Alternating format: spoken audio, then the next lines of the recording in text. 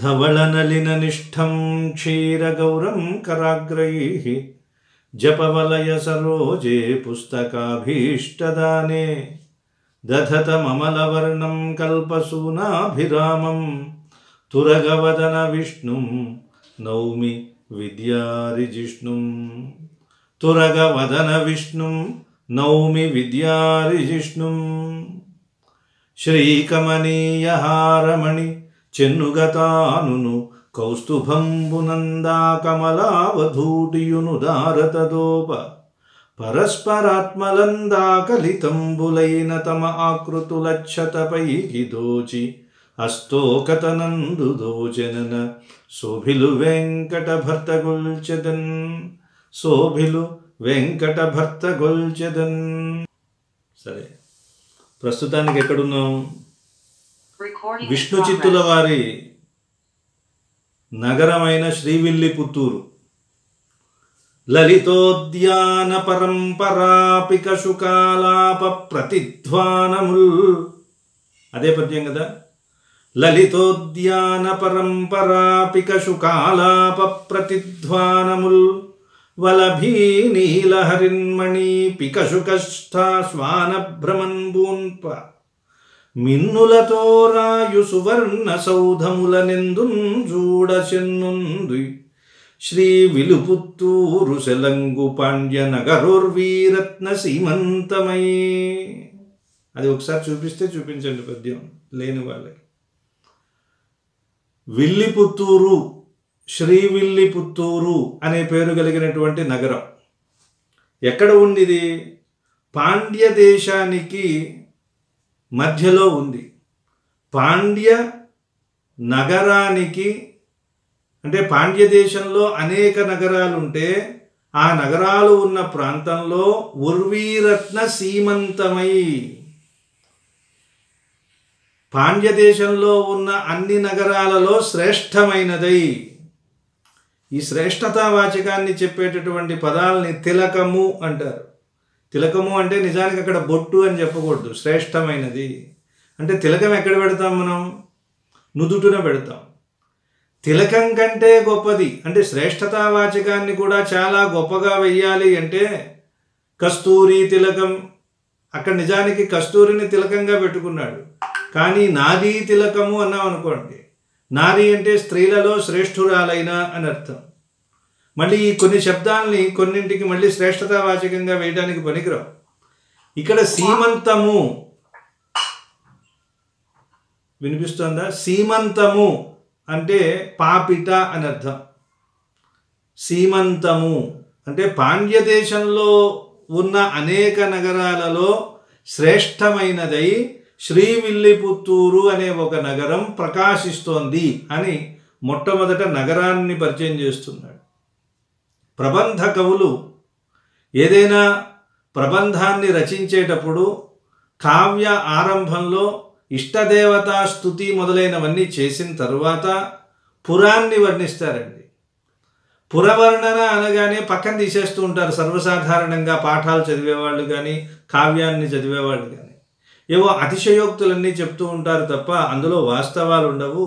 ఏదో అద్భుతమైన వర్ణనలు ఉంటాయి, అందులో విషయం ఏమీ ఉండదు అనుకుంటారు. కానీ మహాకవి అయిన వాడు ధ్వనిగర్భితంగా అందులో అనేకమైన రహస్యాలను పెడతాడు. కేవలం శ్రీకృష్ణదేవరాయలే కాదు, మను చరిత్రను తీసుకుంటే వరణాద్వీపవతీ తటంచలమునన్ వప్రస్థలీ చుంబితాంబరమై అని ఒక అద్భుతమైన పద్యం ఉంటుంది. అరుణాస్పదపురాన్ని వర్ణిస్తాడు పెద్దనామాచ్యుడు. వరణాద్వీపవతీ తటాంచలమునన్ వప్రస్థలీ చుంబితాంబరమై సౌధ సుధాప్రభా ధవళిత ప్రాళేయరున్మండలీ హరిణంబై అరుణాస్పదం బనగ ఆర్యావర్త దేశంబునన్ పురముప్పన్ మహి కంఠహార తరళ స్ఫూర్తిన్ విడంబింపుచున్. రాయలు ఆముక్తమాల్యదలో రాసిన పద్యానికి పెద్దన మనుచరిత్రలో రాసిన పద్యానికి చూడండి, పోలిక చూడండి, సాదృశ్యం చూడండి. ఆనాటి ప్రబంధ కవులు ఒకరి మీద ఒకరికి పోటీ అండి. ఏమిటయా మీ కావ్యంలో పురాలు ఆకాశాన్ని తాకాయా చూసుకో, నాది ఇంకో 2 అంగుళాలు ఎక్కువే ఉన్నాయి నా పురాలు అంటారు. ఒకరికొకరు పోటీగా వర్ణించటం. మనుచరిత్రలో పద్యం చూడండి, ఎక్కడుంది ఆ అరుణాస్పదపురం అనేది? వరణ ద్వీపవతీ తటాంచలమునన్, వరణ అనే నదికి ఒడ్డుంది. వప్రస్థలీ చుంబితాంబరమై, ఆ ఊరిలో ఉన్న పురానికి ఉన్న కోట, ఆ కోట ఎలాంటిదన్నాడు? స్థలి, వప్రస్థలి అన్నాడు. స్థలము అంటే సహజంగా ఏర్పడినది, స్థలి అంటే మనం లేఅవుట్ చేసిన దాన్ని స్థలి అంటారు. ఇప్పుడు రియల్ ఎస్టేట్లో లేఅవుట్ చేస్తారే, కొలతలవి మార్చి చేసిన దాన్ని స్థలి అంటారు. వప్రస్థలి అంటే అక్కడ ఉన్న కోట, ఏర్పాటు చేసినటువంటి ఈ కోటకు ఉన్న ఆ బురుజులు వెళ్ళి చుంబిత అంబరమై, ఈ వప్రస్థలము వెళ్ళి ఏం చేస్తుందట? ఆకాశాన్ని తాకుతోంది. ఏమంటే ఈ కవిత్వాలు మనం ఎన్ని వినలేదు? ఆ పురంలో ఉన్న భవనాలు వెళ్ళి ఆకాశాన్ని తాకుతున్నాయి, ఆ కోట కూడా వెళ్ళి ఆకాశాన్ని తాకుతోంది అని ప్రతి కవి చెప్పేవాడే. అలాంటి కవిత్వమే చెప్తే ఆయన అల్లసాని పెద్దను ఎందుకు అవుతాడు? ఆంధ్ర కవిత పితామహుడు ఎందుకు అవుతాడు? చూడండి, వప్రస్థలీ చుంబితాంబరమై సౌధ సుధా ప్రభా ధవళిత ప్రాళేయ రుంగమండలి హరిణంబై. ఇవి ఈ పురంలో ఉన్నటువంటి భవనాలు తెల్లగా ఉన్నాయట. సౌధము అన్నారు. సౌధము అంటే రెండు అర్థాలు, సుధతో చేసినది సౌధము, సుధ అంటే సున్నమని ఇంకొక అర్థం. ఈ ఊరిలో ఉన్న భవనాలన్నీ సున్నంతో తయారు చేశారు.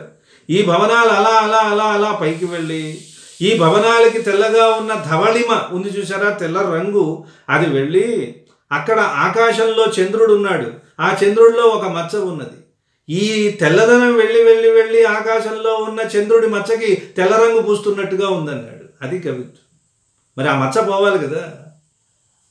సౌధ సుధా ధవళిత ప్రాళేయ రుంగమండలి హరిణంబై, చంద్రుడిలో మచ్చ రూపంలో ఉన్న ఒక జింక ఉంటుంది కదా, ఆ జింకకి ఈ తెల్లదనం వెళ్ళి రంగు వేస్తుంది. అరే ఎంత నల్లగా ఉన్నావయా, చూసుకో మీకంటే మేము తెల్లగా ఉన్నాం అని చెప్పడానికా అన్నట్లుగా వేస్తోంది అన్నాడు పెద్దనామాచ్యుడు.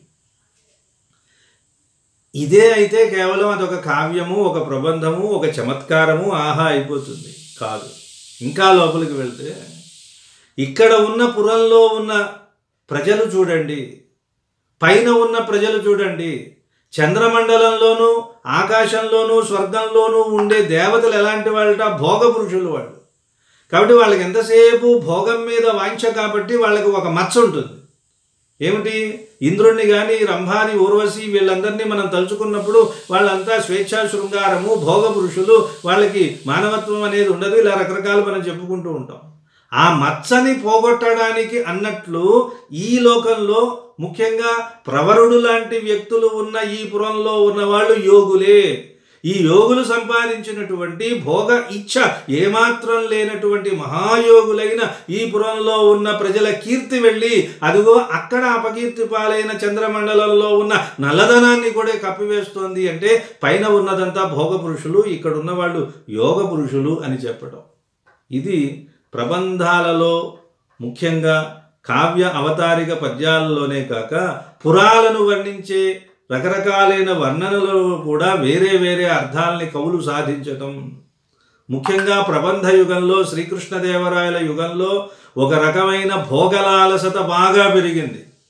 ఏ సమాజంలో అయితే, ఏ భూమి మీద అయితే భోగలాలసత పెరుగుతుందో కర్మనిష్ట తగ్గుతుంది, సంప్రదాయాల పట్ల విముఖత పోతుంది. ఆ భోగలాలసత సనాతన ధార్మిక వ్యవస్థని బీటలు వారేలా చేస్తుంది అని గుర్తించిన మహానుభావులు. కాబట్టి వీళ్ళు ఏం చేస్తున్నారు? ఇలాంటి లోకం కావాలి, యోగ పురుషులు ఉండే లోకం కావాలి, భోగం మనకి వద్దు అని చెప్పటం. ఇలాంటి భావమే రాయలవారి పద్యంలో కూడా కనిపిస్తుంది. మొట్టమొదట అర్థం చూద్దాం. లలితోద్యాన పరంపరా పికశుకాలాప ప్రతిధ్వానముల్ వలభీ నీలహరిన్మణి పికశుక స్వానభ్రమత్ బూన్ప మిన్నులతోరాయు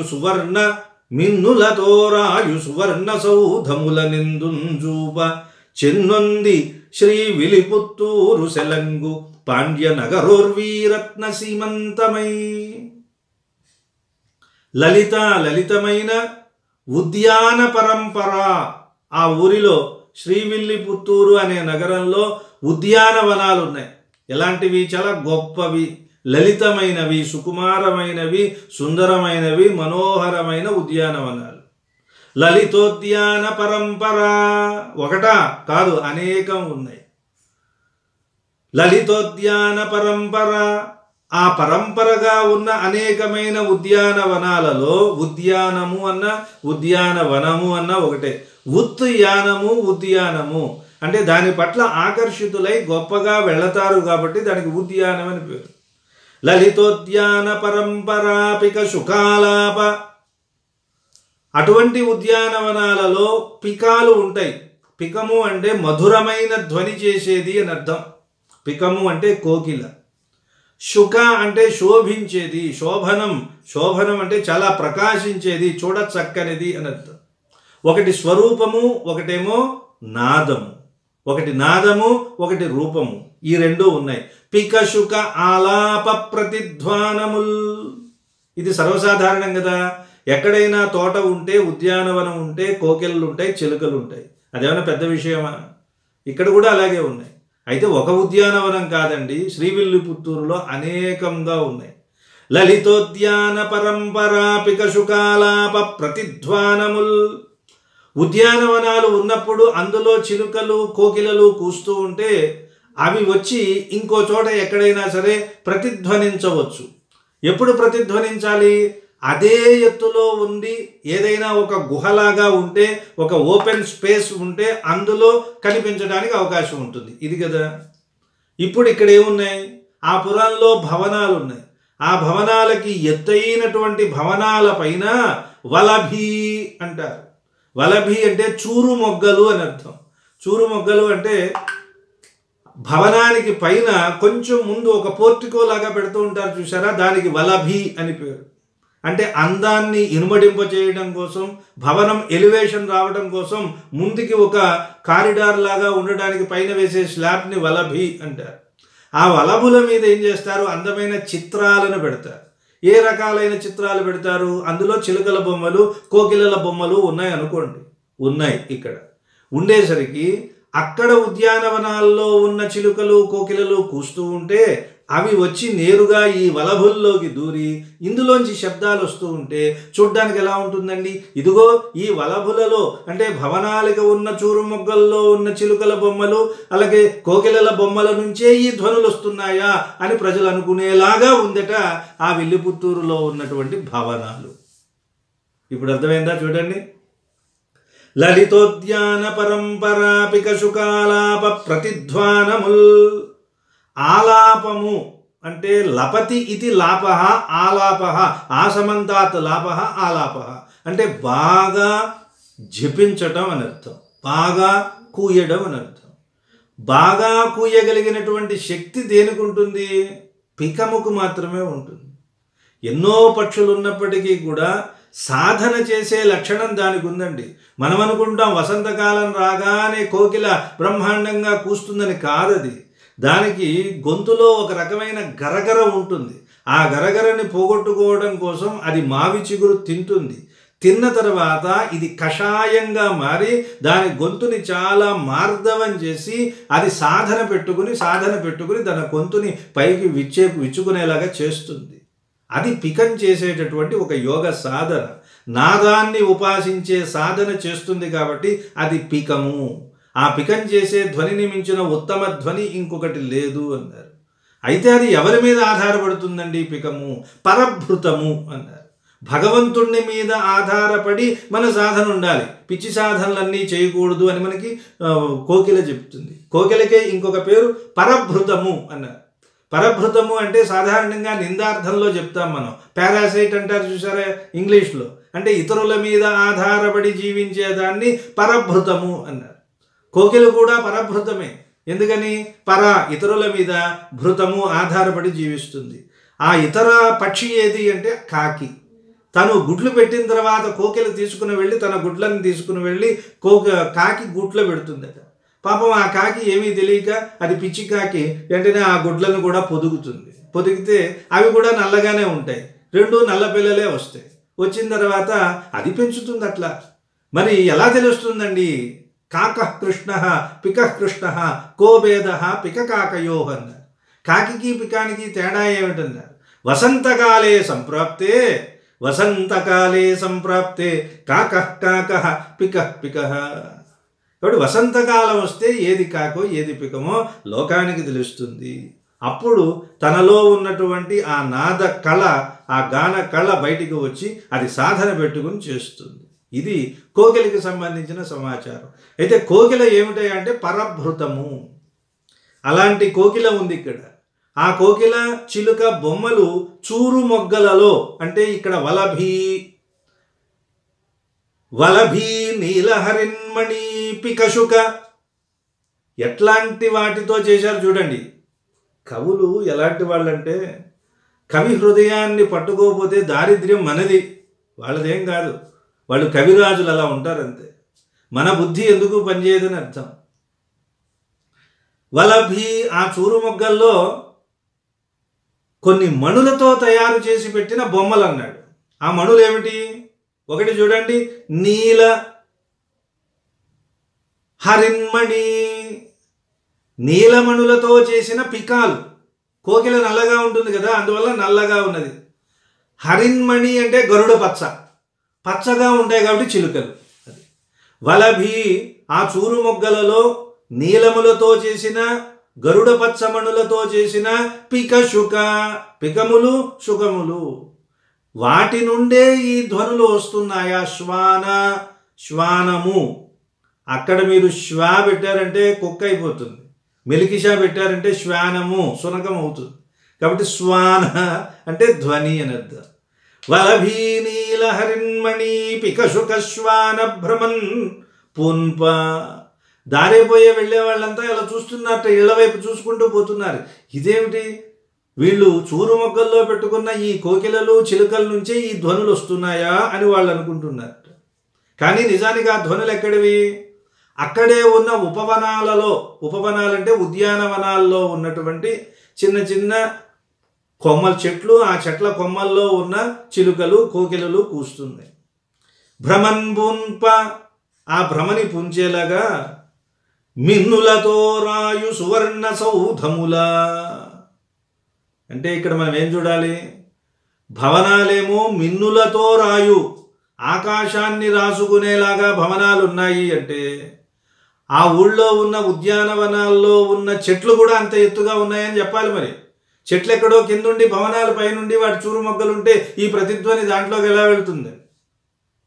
కాబట్టి భవనాలు ఎంత ఎత్తుగా ఉన్నాయో ఉద్యానవనాల్లో ఉన్న చెట్లు కూడా అంతే ఎత్తుగా ఉన్నాయి.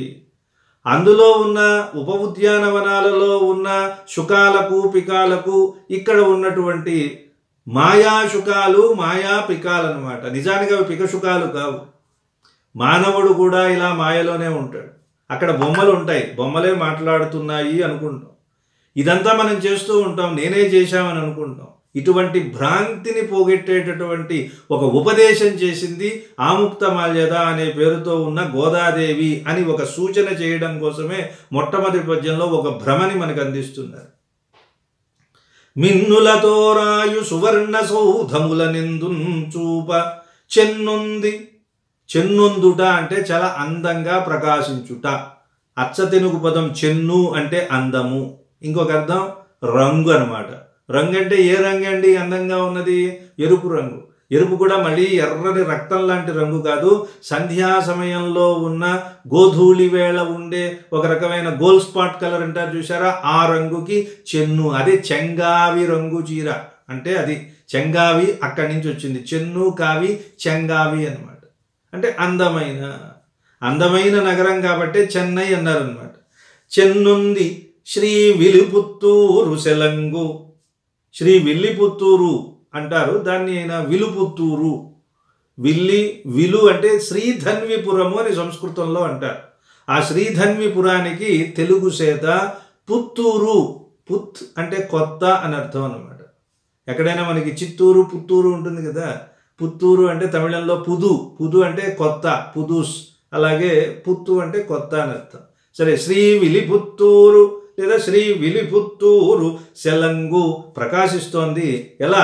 పాండ్య నగర ఉర్వీరత్న సీమంతమై. పాండ్య నగరంలో ఉన్న ఉర్వీరత్నము. ఉర్వి అంటే భూమి, రత్నము అంటే శ్రేష్టమైన.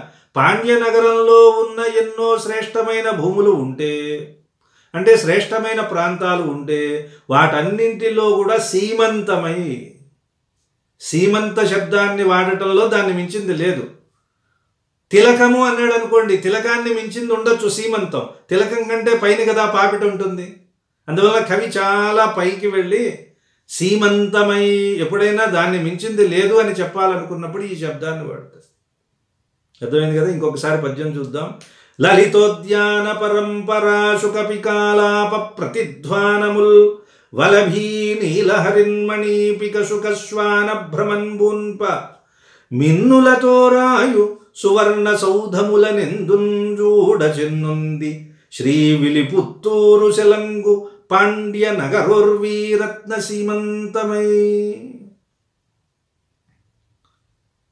లలిత చాలా అందంగా ఉండే, గొప్పగా ఉండే, ఉత్తుయాన చాలా గట్టిగా కృషి చేస్తే తప్ప ఎవరూ చేరుకోలేనటువంటి ఒక గొప్ప పురం, అదే పరమపదం వైకుంఠం.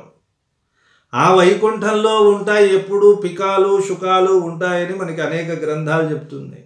వైకుంఠంలో పక్షులు ఏమిటండి అంటే ఉంటాయండి. పక్షులు ఉన్నాయంటే మనలాగా ఉండవు. ఏం చేస్తాయి అవి? చక్కగా కీర్తిస్తూ ఉంటాయి. నదైవం కేశవాత్ పరం అని వైకుంఠంలో ఉన్న చిలుకలు నిరంతరము నినదిస్తూ ఉంటాయట. కేశవుణ్ణి మించిన పరదైవం లేడు అని మనకి వేదం చెప్తోంది. నదైవం కేశవాత్ పరం అని చిలుకలు అంటాయట. జగదఖిలం విష్ణుమయం, ఈ లోకమంతా విష్ణుమయమే అని అక్కడున్న గోరువంకలు చెప్తాయట పరమపదంలో ఉన్నవి. జితంతే పుండరీకాక్ష, ఓ పుండరీకాక్ష నీకు జయమగుగాక అని కోకిలలు నిరంతరం కూస్తూ ఉంటారు.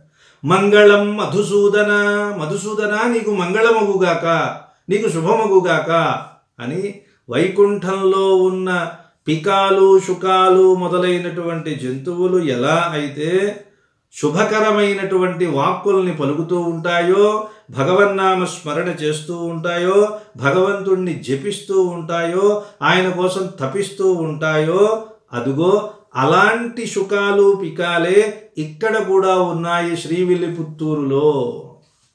అంటే మరి ఎవరున్నారండి అక్కడ? ఉన్నాడు మన్నారు దేవుడు అంటారు. విష్ణు చిత్తుల వారు ఆరాధించే స్వామి. ఆయనకి వటపత్రశాయి అని పేరు. వటపత్రశాయిగా శ్రీవిల్లిపుత్తూరులో కొలువై ఉన్నాడు. ఆ స్వామి ఆలయంలో పుష్పమాల కైంకర్యం చేసుకునే ఒక బ్రాహ్మణోత్తముడు, పరమ భాగవతోత్తముడు విష్ణు చిత్తుల వారు. అందువల్ల అపర వైకుంఠమే ఈ విల్లిపుత్తూరా అన్నట్లుగా ఉంది. లలిత ఉద్యాన పరంపరా పిక శుక ఆలాప ప్రతిధ్వానముల్. లలితమైన ఉద్యానాలు అంటే చాలా ఎక్కువ కష్టపడి చేరుకోగలిగినటువంటి ఒక ఉత్యానం చేస్తే మాత్రమే లభించే ఆ పరమపదంలో పరంపరాగతంగా అనేకమైనటువంటి ఈ పక్షులన్నీ పిక శుక, పికాలు శుకాలు ఏవైతే ఆలపిస్తూ ఉంటాయో, అంటే భగవంతుడైన శ్రీమన్నారాయణుడు తప్ప అన్యదైవం మాకు వద్దు అన్నట్లుగా చెప్తూ ఉంటాయి కదా, అలాంటి వాక్కులన్నింటినీ ఇక్కడ ప్రతిధ్వనిస్తున్నాయా అన్నట్లుగా. ఎందుకని? ఈ భవనాలు వెళ్ళి వెళ్ళి ఎక్కడి వరకు వెళ్ళాయన్నాడు. ఈ భవనాలు వెళ్ళి మిన్నులను రాసేలాగే వెళ్ళాయి కాబట్టి పైనున్నటువంటి భూలోక, భువర్లోక, సువర్లోక, మహర్లోక, అంతర్లోక, సత్యలోక, గోలోకాలకు కూడా పైకి వెళ్ళి ఇలా నిలిపోయాయి అనుకోండి. అప్పుడు వైకుంఠంలో ఉన్నటువంటి పికాలు శుకాలు అలా మోగుతూ ఉంటే అవి వచ్చి వీటికి ఉన్నటువంటి చూరు ముగ్గల్లో ఉన్న శుకాలు పికాలు పలుకుతున్నాయా అన్నట్లుగా ఉన్నాయి. వలభీ నీలహరిన్ మణి పిక శుక శ్వాన భ్రమన్ బున్ప. ఇక్కడ ఉన్నటువంటి ఈ శుకపికాలే అనే ఒక భ్రమని చేకూరుస్తున్నాయా అన్నట్లుగా ఉన్న సౌధాలు. అక్కడ ఉన్నది సువర్ణ సౌధముల. పరమపదంలో ఉన్నది సువర్ణ. భగవంతుణ్ణి కీర్తించే వర్ణమే సువర్ణం అన్నారు. అది నిజానికి బంగారం, అది తర్వాత విషయం. సువర్ణ, ఆ సువర్ణములతో కూడిన సౌధములు. అక్కడ సౌధములన్నీ ఎలాంటివి? అమృతమయంగా ఉంటాయి. అంటే వాక్కే ఒక సౌధం అన్నారు. మంచి వర్ణాలతో కూడిన సౌధాలు పరమపదంలో ఉంటే ఇక్కడ కూడా సువర్ణ మంచి మంచి రంగు కలిగినటువంటి సౌధాలు ఇక్కడ ఉన్నాయి. ఆ రకంగా వైకుంఠం వరకు వ్యాపించి ఉన్నాయా అన్నట్లుగా ఉన్న భవనాల యొక్క వలభి చూరు మొగ్గల్లోంచి ఈ ధ్వనులు వస్తున్నాయి. కాబట్టి ఇలాంటి విషయాలను కూడా ఇందులో గమనించాలి. మాయా రూపంలో ఉన్న ఈ ప్రకృతి ప్రభావం నుంచి తప్పించుకుని భగవత్పరంగా ప్రతి జీవుడు ప్రయాణం చేయాలి అనే ఒక ఉత్తమమైన మార్గాన్ని ఈ పద్యంలో చూపిస్తున్నాడు శ్రీకృష్ణదేవరాయల వారు. వలభి అన్న పదం ఇక్కడ ఒక పాఠాంతరం కూడా ఉంది. వలభి దీర్ఘం లేకుండా బలభిత్ అని ఇంకొక పాఠాంతరం ఉంది. బలభిత్ బలభిత్ అంటే బలుడు, బల అనే పేరు కలిగిన రాక్షసుణ్ణి సంహరించిన వాడు ఇంద్రుడు. బలభిన్నీల అంటే ఇంద్రనీలమణి అని చెప్పడం. కాబట్టి ఇంద్రనీలమణి అని తీసుకోవడం వల్ల ఈ చిలుకలు ఎక్కడ ఉన్నాయి అనే స్థానం మనకి తెలియటంలా, లొకేషన్ తెలియటం లేదు. అందువల్ల వలభి అన్న పాఠాంతరమే ఇక్కడ ఉత్తమమైనది. కవి హృదయాన్ని ఆయన ఏమనుకున్నా ఏమనుకోకపోయినా మనం ఏం చేయాలి, అందులో విశేషమైన భావం వచ్చేలాగా మనం పరిష్కరణ ఉండాలి తప్ప అందులో ఉన్న అర్థం కూడా పోయేలాగా ఉండకూడదు. కాబట్టి వలభి అన్న పదం చాలా ప్రసిద్ధమైనది. వలభికి చంద్రశాల అని ఒక అర్థం ఉంది, అంటే చాలా ఎత్తుగా ఉంటుంది అని అర్థం. వలభి అంటారు, బలభి అంటారు, పలభి అంటారు. వా పా బా వీటికి రూపాంతరాలు ఉన్నాయి, ఒకదాని స్థానంలో ఒకటి పెట్టుకుంటూ ఉంటారు. చంద్రశాల అనే అర్థం ఒక్కొక్క చోట ఉంటుంది, ఇంకొక చోట భవనానికి పై భాగంలో అనే అర్థంలో కూడా వలభి అని వాడతారు. వలభి అంటే చూరు మొగ్గ, అంటే భవనానికి ముందు ఏర్పాటు చేసేటటువంటి పూల కుండీలు పెట్టుకోవడానికి, బొమ్మలు పెట్టుకోవడానికి, ఇలాంటివేవో పెట్టడానికి వేసేందుకు వచ్చి ఉంటుంది.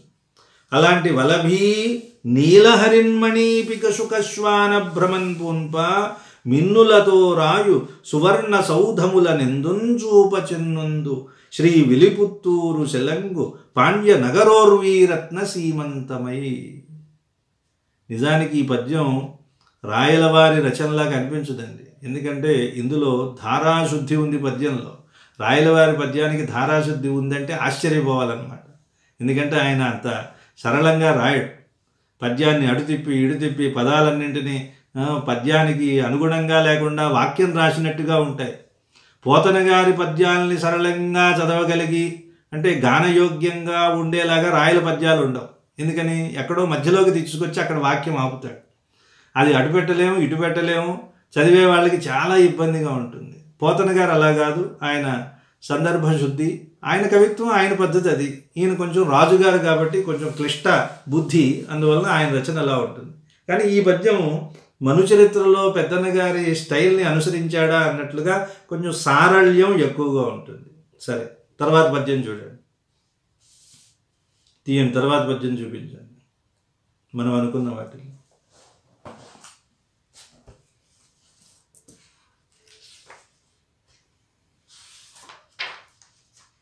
పాధోది జలయుక్తి, అదే కదా. పాధోది జలయుక్తి ప్రాచిపట్టిన దిశాకరులునా తగు మరకతపుగరుల కరుల తొండము సిక్క కబళించి మృంగిన హరులనా తొండమొప్పగు తదశ్మహరులు. చూడండి, ఇక్కడికి తెచ్చి ఆపాడు. దాచిన తాపలమర నెనుగుదోయి నీరార్చున పరంజి నీతివ్రాత శ్రీలు తత్పార్శ్వచిత్రిత శంఖచక్రముల్ రత్నంపు తిన్నెల ప్రతిఫలింప పెరపురాళి గృహశ్రీల పెండ్లియాడ భవన రాజులు గట్టిన బాషికమన తనరు మణితోరణములతో ద్వారవితతి పరగు వీధులు పురి సూత్రపట్టినట్లు. రాయలవారి వర్ణనలలో గ్రామ స్వరాజ్యం, గ్రామాల నిర్మాణం ఎలా ఉండాలి, భవనాలు ఎలా ఉండాలి, ఎందుకంటే రాజుగారు కదా, డ్రైనేజీ వ్యవస్థ ఎలా ఉండాలి, ఇలాంటివన్నీ చెప్పకనే చెప్తున్నట్లుగా ఉంటాయి వర్ణనలు. మనం అన్నీ చూడలేకపోతున్నాం, కానీ చాలా విశేషాలు ఉంటాయి. ఏ కాలంలో ఎలాంటి అన్నం తినాలి, శీతాకాలంలో అన్నంలో పాలు పోసుకునే తినాలి, పెరుగు తినకూడదు, పునుగు బియ్యం అని ఉంటాయి, ఆ బియ్యం తినాలి, కలమాన్నం తినాలి, ఒక్కొక్క కాలంలో ఒక్కొక్క రకమైన ధాన్యం తినాలి అని. ధాన్యాలు ఎన్ని రకాలో మనం చెప్పలేం. మనం ఏదో పిచ్చి పిచ్చివన్నీ ఏవో 2, 3 రకాలు తింటున్నాం, ఏం తింటున్నామో కూడా తెలియని పరిస్థితుల్లో ఉన్నాం. రాయలు పర్టికులర్గా ఈ కాలంలో ఈ ధాన్యం తినండి అని చెప్తాడు. రాజనాల ధాన్యం అంటాడు, బంగారు తీగలు అంటాడు, కలమాన్నము అంటాడండి. కలమాన్నంబు ఘృతంబు. ఎవరైనా అతిథులు ఇంటికి వచ్చారంటే కలమాన్నం పెట్టారంటే వాళ్ళు చాలా గొప్ప ధనవంతులని అర్థం. కలమము, కలమ అనే ఒక రకమైన ధాన్యం అన్నమాట. ఇలాంటి రకరకాలైన ధాన్యాల గురించి చెప్తాడు. ప్రాచీన కవులు చెప్పిన ధాన్యాలు కనీసం 500-600 రకాలు చెప్పారు. బలరామ భోగాలు, బంగారు తీగలు, కస్తూరులు, కుంకుమ బొట్లు, ఇవన్నీ పేర్లు. ఇప్పుడు మనకు అన్ని తెలియవు. రెడ్లలో ఉన్న రకాలు, వడ్లలో ఉన్న రకాలు చెప్పలేమని ఒక సామెత. అంతమంది ఉంటారు, రకరకాలు చెప్పారు. అలాగే ఈయన రకరకాల ధాన్యాలు కూడా చెప్తారు. ముందు ముందు మనకి తెలుస్తుంది. అంటే ఆయన ఒక రాజుగారు కాబట్టి ప్రజలు ఎలాంటి ఆహారం తీసుకోవాలి, గ్రామం ఎలా ఉండాలి, రహదారులు ఎలా ఉండాలి, ఆ రహదారుల్లో గ్రామాల్లో ఇళ్లల్లో అలంకరణ ఎలా ఉండాలి, వీధిలోంచి మనం వెళ్తున్నప్పుడు అందంగా ఎలాంటి ఫోటోలు పెట్టాలి, ఇలాంటివన్నీ చెప్తారు ఈ పద్యంలో. చూడండి. పాధోది జలయుక్తి ప్రాచిపట్టిన దిశాకరులునా దగు మరకతపు గరుల. కరి అంటే ఏనుగు. మరకతపు కరులను అక్కడక్కడ ఏర్పాటు చేస్తారు. భవనాలు ఉన్నాయనుకోండి, భవనం ముందు ఏనుగు బొమ్మలు ఉంటాయి కదా, పెద్ద పెద్ద భవనాలకు ముందు మెట్లు ఉంటాయి. ఆ మెట్లకి ఇలాగా పెట్టి ఏనుగు బొమ్మలు పెట్టడం ఇవన్నీ ఉంటుంది. అవి వేటితో తయారు చేస్తారట? మరకతంతో చేస్తారట. మరకతం అంటే అలా పచ్చగా ఉంటుంది. మరకతపు కరులు. ఇది ఎలా ఉందండి? ఈ భూమి మొత్తం దిగ్గజాల చేత మోయబడుతోంది అంటారు కదా. 8 దిక్కుల్లో 8 ఏనుగులు ఉన్నాయండి. ఆ ఏనుగులు మోస్తున్నాయి అనుకుందాం. అలా మోస్తున్నప్పుడు ఆ భూమికి చుట్టూ ఏముంది? సముద్రం ఉంది. ఈ సముద్రం ఉండడం వల్ల, సముద్రంలో భూమి ఉండడం వల్ల ఎక్కువసేపు నీళ్ళల్లో ఉంటే ఏమవుతుంది? పాచి పడుతుంది కదా, పచ్చగా అయిపోతుంది. కాబట్టి ఆ దిగ్గజాలకి పాచి పడితే ఎలా ఉంటుందో అలాంటి మరకతపు కరులు ఇవి అన్నాడు. ఈయన ఈ పాచి ఎక్కడ చూశాడండి బాబు? రాజుగారు అంతఃపురాల్లో కాలు కింద పెడితే దుమ్మంటకుండా తిరగగలిగిన అవకాశం ఉన్నవాడు ఎక్కడ పాచి పెట్టింది, ఏ మూల పాచి పెట్టింది, ఎక్కడ బీటలు వారింది, ఎక్కడ చెదపురుగులు పెట్టాయి, ఇవన్నీ చెప్తాడు. పాధోధి అంటే సముద్రం. జలయుక్తి, సముద్రంలో ఉన్న నీటితో కూడిక వలన. ఇక్కడ మరీ మీరు సూక్ష్మంగా అడగండి, సముద్రంలో నాచు ఉంటుందా? మంచినీటికి నాచు పడుతుంది కానీ ఉప్పు నీటికి నాచు చస్తుంది నిజానికి. అదే ఇంక అంత ఆలోచించకూడదు మీరు, అక్కడ రసహృదయాన్ని ఆలోచించండి. పాధోది జలయుక్తి. సముద్రంలో ఉండే రకరకాల నాచులు ఉంటాయిలేండి, ఉండవని చెప్పడానికి ఏముంది కానీ. పాధోది జలయుక్తి ప్రాచిపట్టిన. నిరంతరము సముద్రంలో ఉన్న నీటితో కలిసి ఉండడం వల్ల పాచి పట్టినటువంటి దిశాకరులు. దిశ అంటే దిక్కుల యందు ఉన్న కరుల, ఏనుగుల, నాన్ అన్నట్లుగా తగు ఒప్పినటువంటి మరకతపు కరుల. మరకత మణులతో, మరకతపు రాయితో చేసినటువంటి కరి అంటే ఏనుగులు. మీకు చాలా దక్షిణ భారతదేశంలో ఉన్న రంగనాథ ఆలయాలలో నేను ప్రత్యక్షంగా లోపలికి వెళ్ళి చాలా దివ్యక్షేత్రాల్లో కొన్నింటిని చూశాం. అది మామూలు శిల అనుకుంటారు కాదు, అదంతా మరకతం. గట్టిగా చెప్పకూడదు, మరకతం అని అనమాట. అది పూర్తిగా మరకతం. దగ్గరకు వెళ్ళి చూస్తే మనకి తెలుస్తుంది, చాలా పచ్చగా ఉంటుందండి. దూరం నుంచి చూసినప్పుడు మనకి నల్లగా కనిపిస్తుంది. అంటే పాచి ఉండేటటువంటి రంగు అనమాట మరకతము. మనం ఎంతసేపు పద్మనాభ స్వామి ఆలయం ఇవే 2-3 అనుకుంటున్నాం. అలాంటి ఆలయాలు చాలా ఉన్నాయి. లోపల ఉన్నటువంటి స్వామి మూర్తులు శయనమూర్తితో ఉన్నవన్నీ ఎక్కువగా మరకత మణులు ఉంటాయి. ఒక్కొక్క క్షేత్రంలో ఒక్కొక్క వైశిష్ట్యం కూడా ఉంటుంది. అలాంటి మరకతాన్ని ఎక్కువ వాడటం అనేది కనిపిస్తుంది. ఇది ఒకటి. కరుల తొండము సిక్క కబళించి మృంగిన హరులనాన్ తొండమొప్పగు తదశ్మహరులు. పద్యాన్ని తీసుకుని వచ్చి ఎక్కడ తీసుకొచ్చాడు? మళ్ళీ తర్వాత పాదంలో ఒక చోట ఆపాడు. దీన్ని ప్రక్రమభంగము అంటారు. నిజానికి కావ్య దోషాల్లో ఒక దోషం. ప్రక్రమభంగము అంటే మొదలు ఏ పద్ధతి అయితే ఉందో ఆ పద్ధతి తప్పితే దాన్ని ప్రక్రమభంగం. ప్రక్రమ అంటే మొదటి అని అర్థం. ఆ మొదటి వరుస తప్పితే దాన్ని ప్రక్రమభంగం. శ్రీసపద్యం రాసేటప్పుడు సమత అనే లక్షణాన్ని పాటిస్తూ ఉంటారు కవులు. సమత అంటే ఏమిటి? ఏ పాదానికి ఆ పాదం చక్కగా తల ఎత్తుకొనగల్గే కులము వారలలోన 10 శిరముల పాపరేనికి అయిపోవాలి అక్కడికి భావం. తర్వాత ఇంకో భావం ఇంకో పాదంతో మొదలు పోవాలి. ఈయన ఏం చేశారంటే ఇది ఒక పద్ధతి. హరులునాన్ తొండమొప్పగు తదశ్మహరులు కరుల తొండము సిక్క కబళించి మృంగిన హరులునాన్. మీరు విజయనగర సామ్రాజ్య శిల్ప కళా వైభవాన్ని చూస్తే అక్కడ ఒక ప్రత్యేకమైన శిల్ప సంపద ఉంది. అంతకుముందు ఉన్నదే, దాన్ని యాళి అంటారు. యాళి శిల్పం మీరు నెట్లో కొడితే వచ్చేస్తుంది. యాళి అంటే సింహం ముఖం ఉంటుంది, సింహం ముఖంలోంచి ఏనుగు తొండం కనిపిస్తూ ఉంటుంది. ఇది ఆ శిల్ప ప్రత్యేకత. సింహం ముఖం, అందులోంచి ఏనుగు తొండం కనిపిస్తూ ఉంటుందండి. అంటే ఏమిటి? సింహము ఏనుగుని వెనకాతల నుంచి అలా మింగేస్తే ఏనుగు అలా అలా అలా అలా వెళ్ళిపోతూ ఉంటే సింహం ముఖంలోంచి చివరికి ఏనుగు తొండం ఉంటే ఎలా ఉంటుందో అది ఆ శిల్పానికి ఉన్నటువంటి అర్థం అన్నమాట. అంటే శ్రీకృష్ణదేవరాయలు గజపతుల్ని జయించాడు అని చెప్పడానికి గుర్తుగా ఇలాంటి శిల్పాలని శిల్పులు ఏర్పాటు చేసి ఉంటారు. గజపతులు అంటే ఏనుగులు కదా, ఆ ఏనుగుల్ని సంహరించారన్న విషయాన్ని ఈ యాళి శిల్పం ద్వారా వాళ్ళు సూచిస్తున్నారు. దీన్ని బట్టి ఏమిటి? రాజకీయం అంటే సామాజిక శాస్త్రం, రాజనీతి శాస్త్రం, సమాజంలో జరిగినటువంటి విషయాలు, రాజులు, యుద్ధాలు, వాళ్ళ విజయాలు, అపజయాలు సాహిత్యంలోకి వస్తాయి, ఇతర కళల్లోకి వెళ్తాయి, నృత్యంలోకి వెళ్తాయి, శిల్పంలోకి వెళ్తాయి. ఇది మనకు కనిపిస్తుంది. శ్రీకృష్ణదేవరాయలు గజపతుల్ని జయించిన తర్వాతే ఆముక్తమాల్యద రాశాడు. మున్నే కళింగ దేశమనీషా విచికీషందండెత్తిపోయి అని చెప్పాడు. అప్పుడు గెలిచాడా గెలవలేదా, యుద్ధం అయిందా లేదా మనకి కావ్యంలో తెలియలే. ఒకవేళ అప్పుడు మొదలుపెట్టిన మధ్య మధ్యలో రాసుకుంటూ కూర్చుని ఉండొచ్చు, చివరికి పూర్తి చేసేసరికి ఆయన గజపతుల్ని జయించి ఉండవచ్చు. దీనికే ఇంకొక గుర్తు ఏమిటంటే ఆశ్వాసాంత గద్యాలు రాస్తారు. అప్పుడు ప్రతి కవి ఏం చేస్తాడు? ఆశ్వాసాంత గద్య రాస్తాడు. ఇది ఏదో శ్రీ మహాభాగవతంబునందు ఏదో 3వ స్కంధము కొమ్మనామార్చి పుత్ర ఇలా చెప్తూ ఉంటారు వాళ్ళ వివరాలు, దాన్ని గద్య రూపంలో చెప్తారు. కానీ ఇక్కడ రాయలు ఆముక్తమాల్యదలో అన్ని చివర ఏం రాశాడంటే మత్తేభాలు రాశాడు. అది కూడా దేనికి గుర్తంటే మత్తేభం అంటే ఏనుగు కదా, గజపతుల్ని జయించిన తర్వాత ఈ కావ్యం రాశాడా అని చెప్పడానికి అన్నట్లుగా ఆశ్వాసాంత గద్యంలో మత్తేభాలు ఉంటాయి. మనం ప్రథమాశ్వాసం అవగానే ఒక పద్యం వస్తుంది, చూస్తాం.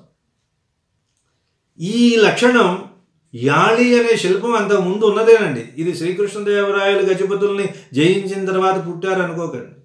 అది భారతీయ ప్రాచీనమైన శిల్పకళలో ఒక అంతర్భాగం యాళి. అది సింహం ముఖం, సింహం ముఖంలోంచి ఏనుగు తొండం కనిపించటం. అది దేనికి సంకేతం? సింహం అనేది ఒక రజోగుణం తమో గుణాన్ని మింగేస్తుంది. అంటే ఒక ఉత్తమమైనది, అధమమైనది. తమస్సు అంటే ఏనుగు అనమాట. రకరకాలైన అర్థాలు మన బుద్ధిని బట్టి చెప్పుకోవచ్చు, శిల్పంలో కనిపిస్తుంది. ఇప్పుడు ఆ శిల్పం గురించి ఈయన చెప్తున్నాడు చూడండి. కరుల అంటే ఏనుగుల్ని, తొండము సిక్క తొండం ఒకటే మిగిలేలాగా, కబళించి మృంగిన కబళించి, కబళించుట అంటే ముద్ద, కబళము అంటే ముద్దని అర్థం. కన్జ్యూమ్ అంటామే, ఇంగ్లీష్ పదానికి అది దగ్గరది అనమాట. కన్జ్యూమ్ అంటే లోపలికి వేసుకుంటాం, దడ దడ వేస్తాంగా, కబళం ముద్ద అనమాట. కబళించి మృంగిన అదే అంటారుగా, మాతా కబళం తల్లి అంటాడు వాడు. అదేదో పోయి మొత్తానికి మాతా కోళం తల్లో ఏదో అయిపోయింది. మాతా కబళం తల్లి ఒక ముద్దయ్యమ్మ అని అడగడం అనమాట.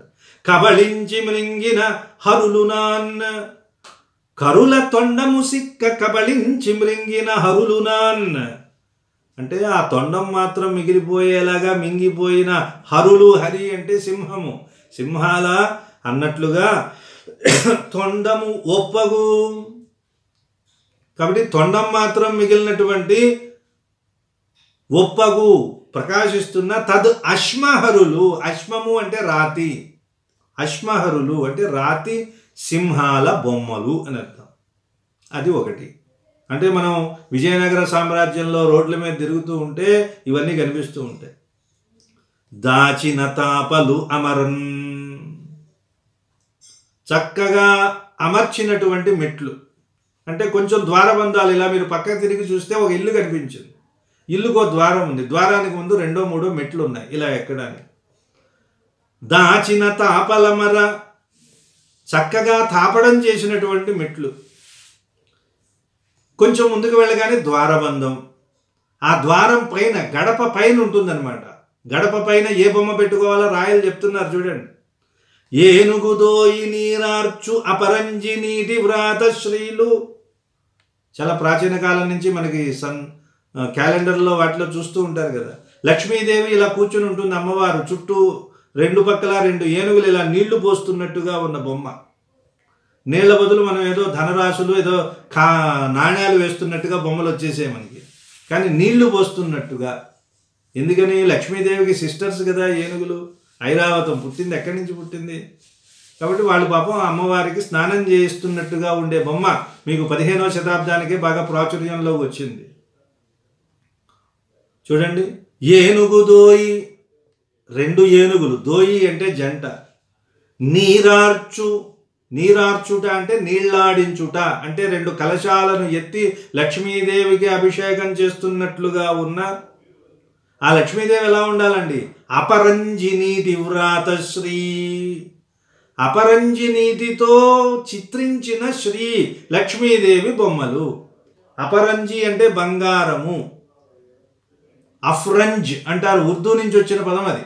అఫ్రంజ్ అంటే అపరంజి, అదేదో తెలుగు పదంలాగా మనం వాడేసుకుంటూ ఉంటాం. అపరంజి బొమ్మ అండి అంటే అఫ్రంజ్. అలాంటి బంగారంతో కూడిన, ఈయన కూడా వాడాడుగా, జాడువా మొసలివా దిత్తచ్చిగా, జాడువా అన్న కూడా బంగారం అన్నమాట. ఇవన్నీ ఉర్దూ పదాలు. అపరంజి నీటి వ్రాత అంటే బంగారపు నీటితో పూత పూస్తారు కదా, అలా వ్రాత వేసినటువంటి శ్రీలు అంటే లక్ష్మీదేవి అచ్చు బొమ్మలు. ఎక్కడున్నాయి? ద్వారానికి పైన ఉన్నాయి. తత్పార్శ్వ చిత్రిత శంఖ చక్రముల్.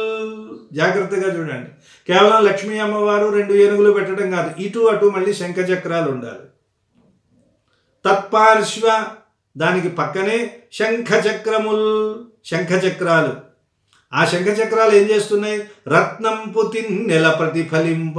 ఆ ద్వారానికి అటు ఇటు 2 అరుగులు ఉన్నాయి, బయటకు వచ్చి కూర్చుని కబుర్లు చెప్పుకోవడానికి రత్నాలతో చేసిన తిన్నెలు ఉన్నాయట. ఆ తిన్నెల్లో ఆ శంఖ చక్రాలు ప్రతిఫలిస్తుంది. ఇక మరి ఆ ద్వారబంధానికి ఒక తోరణం కూడా కట్టారండి. ఆ తోరణం ఎలా ఉందట?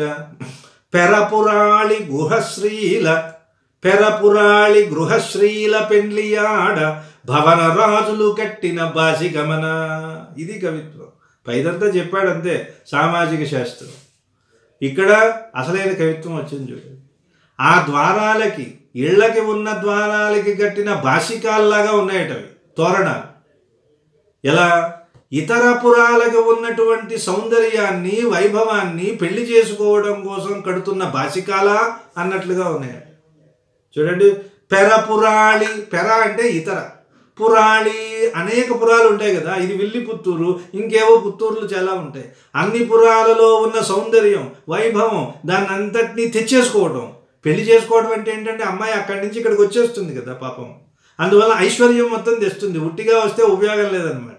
కన్యాం కనక సంపన్నం, బంగారపు గంపలో కూర్చోబెట్టి బంగారపు ఆభరణాలతో ఇవ్వాలి. అర్థమైందా? కనకం లేకుండా కాంత ఉపయోగం లేదన్నాడు. అది ఈయన కూడా చెప్తున్నాడు. పెరపురాళి గృహశ్రీల పెండ్లియాడ. పెరపురాళి ఇతర స్త్రీల, ఇతర పురాలలో ఉన్న గృహశ్రీ, ఆ ఇంటికి ఒక శ్రీ ఉంటుంది కదా, శోభ, లక్ష్మి. ఆ లక్ష్మిని పెళ్లి ఆడడం కోసం ఈ భవన రాజులు, ఈ పురంలో ఉన్న భవనాలు అనే రాజులు కట్టిన బాసికమన, కట్టినటువంటి బాసికమా అన్నట్లుగా ఉంది. ఈ బాసికం అనే సంప్రదాయం కూడా తెలుగు వాళ్ళదేనండి, మిగిలిన వాళ్ళల్లో పెద్దగా కనిపించదు. ఒకవేళ తర్వాత ఉన్న ఇటు నుంచి అటు వెళ్ళి ఉండొచ్చు. కట్టిన బాసికమన తనరు మణి తోరణములతో. తనరు ప్రకాశించే మణితోరణములతో, మణులతో నిర్మించిన తోరణాలతో ద్వార వితతి, ద్వారముల యొక్క సమూహము. ఇది ఎలా ఉంది? వాటితో పరగు వీధులు, అలాంటి ద్వారాలతో ఉన్న భవనాలు, ఆ భవనాలతో ఉన్న వీధులు ఇవి ఎలా ఉన్నాయండి? ఇష్టం వచ్చినట్టుగా లేవు. ఇప్పుడు మన నగరాల్లో ఎటు ముందో తెలియదు, ఎటు వెనకో తెలియదు అనమాట. ఎలా ఉన్నాయి వీధులు? పురి సూత్ర పట్టినట్టు. ఇది స్ట్రక్చర్ ఆఫ్ ద నగరం చెప్తున్నాడు రాజు. సూత్ర పట్టుట అంటే మీరు ఒక తాడుని పట్టుకుని ఇలా పట్టుకుంటే, చూడండి తాపీ మేస్త్రులు ఇల్లు తయారు చేసేటప్పుడు ఏం చేస్తారు? వంకర లేకుండా ఉండడానికి అటొకడు ఇటొకడు తాడు పట్టుకుని ఇలా పట్టుతాడు. దాన్ని సూత్ర పట్టుట అన్న. మీరు ఒక తాడుని ఆ పురంలోకి వెళ్ళి పట్టుకుంటే తాడు ఎప్పుడు వంచవలసిన అవసరం లేదు, మీరు వంకర తిరగవలసిన అవసరం లేదు. అంటే వరుసగా ఉన్నాయని చెప్పటం సూత్ర పట్టుట అంటే. కాబట్టి వీధులు పురి సూత్ర పట్టినట్లు చక్కగా అలా దారం పెట్టి కొలవదగినట్లుగా వరుసగా ఒకదాని పక్కన పద్ధతిగా ఇంపుగా సొంపుగా ఉన్నాయి అని అర్థమైంది కదా. ఒకసారి పద్యం మళ్ళీ చూసి తర్వాత దానికి వెళ్దాం.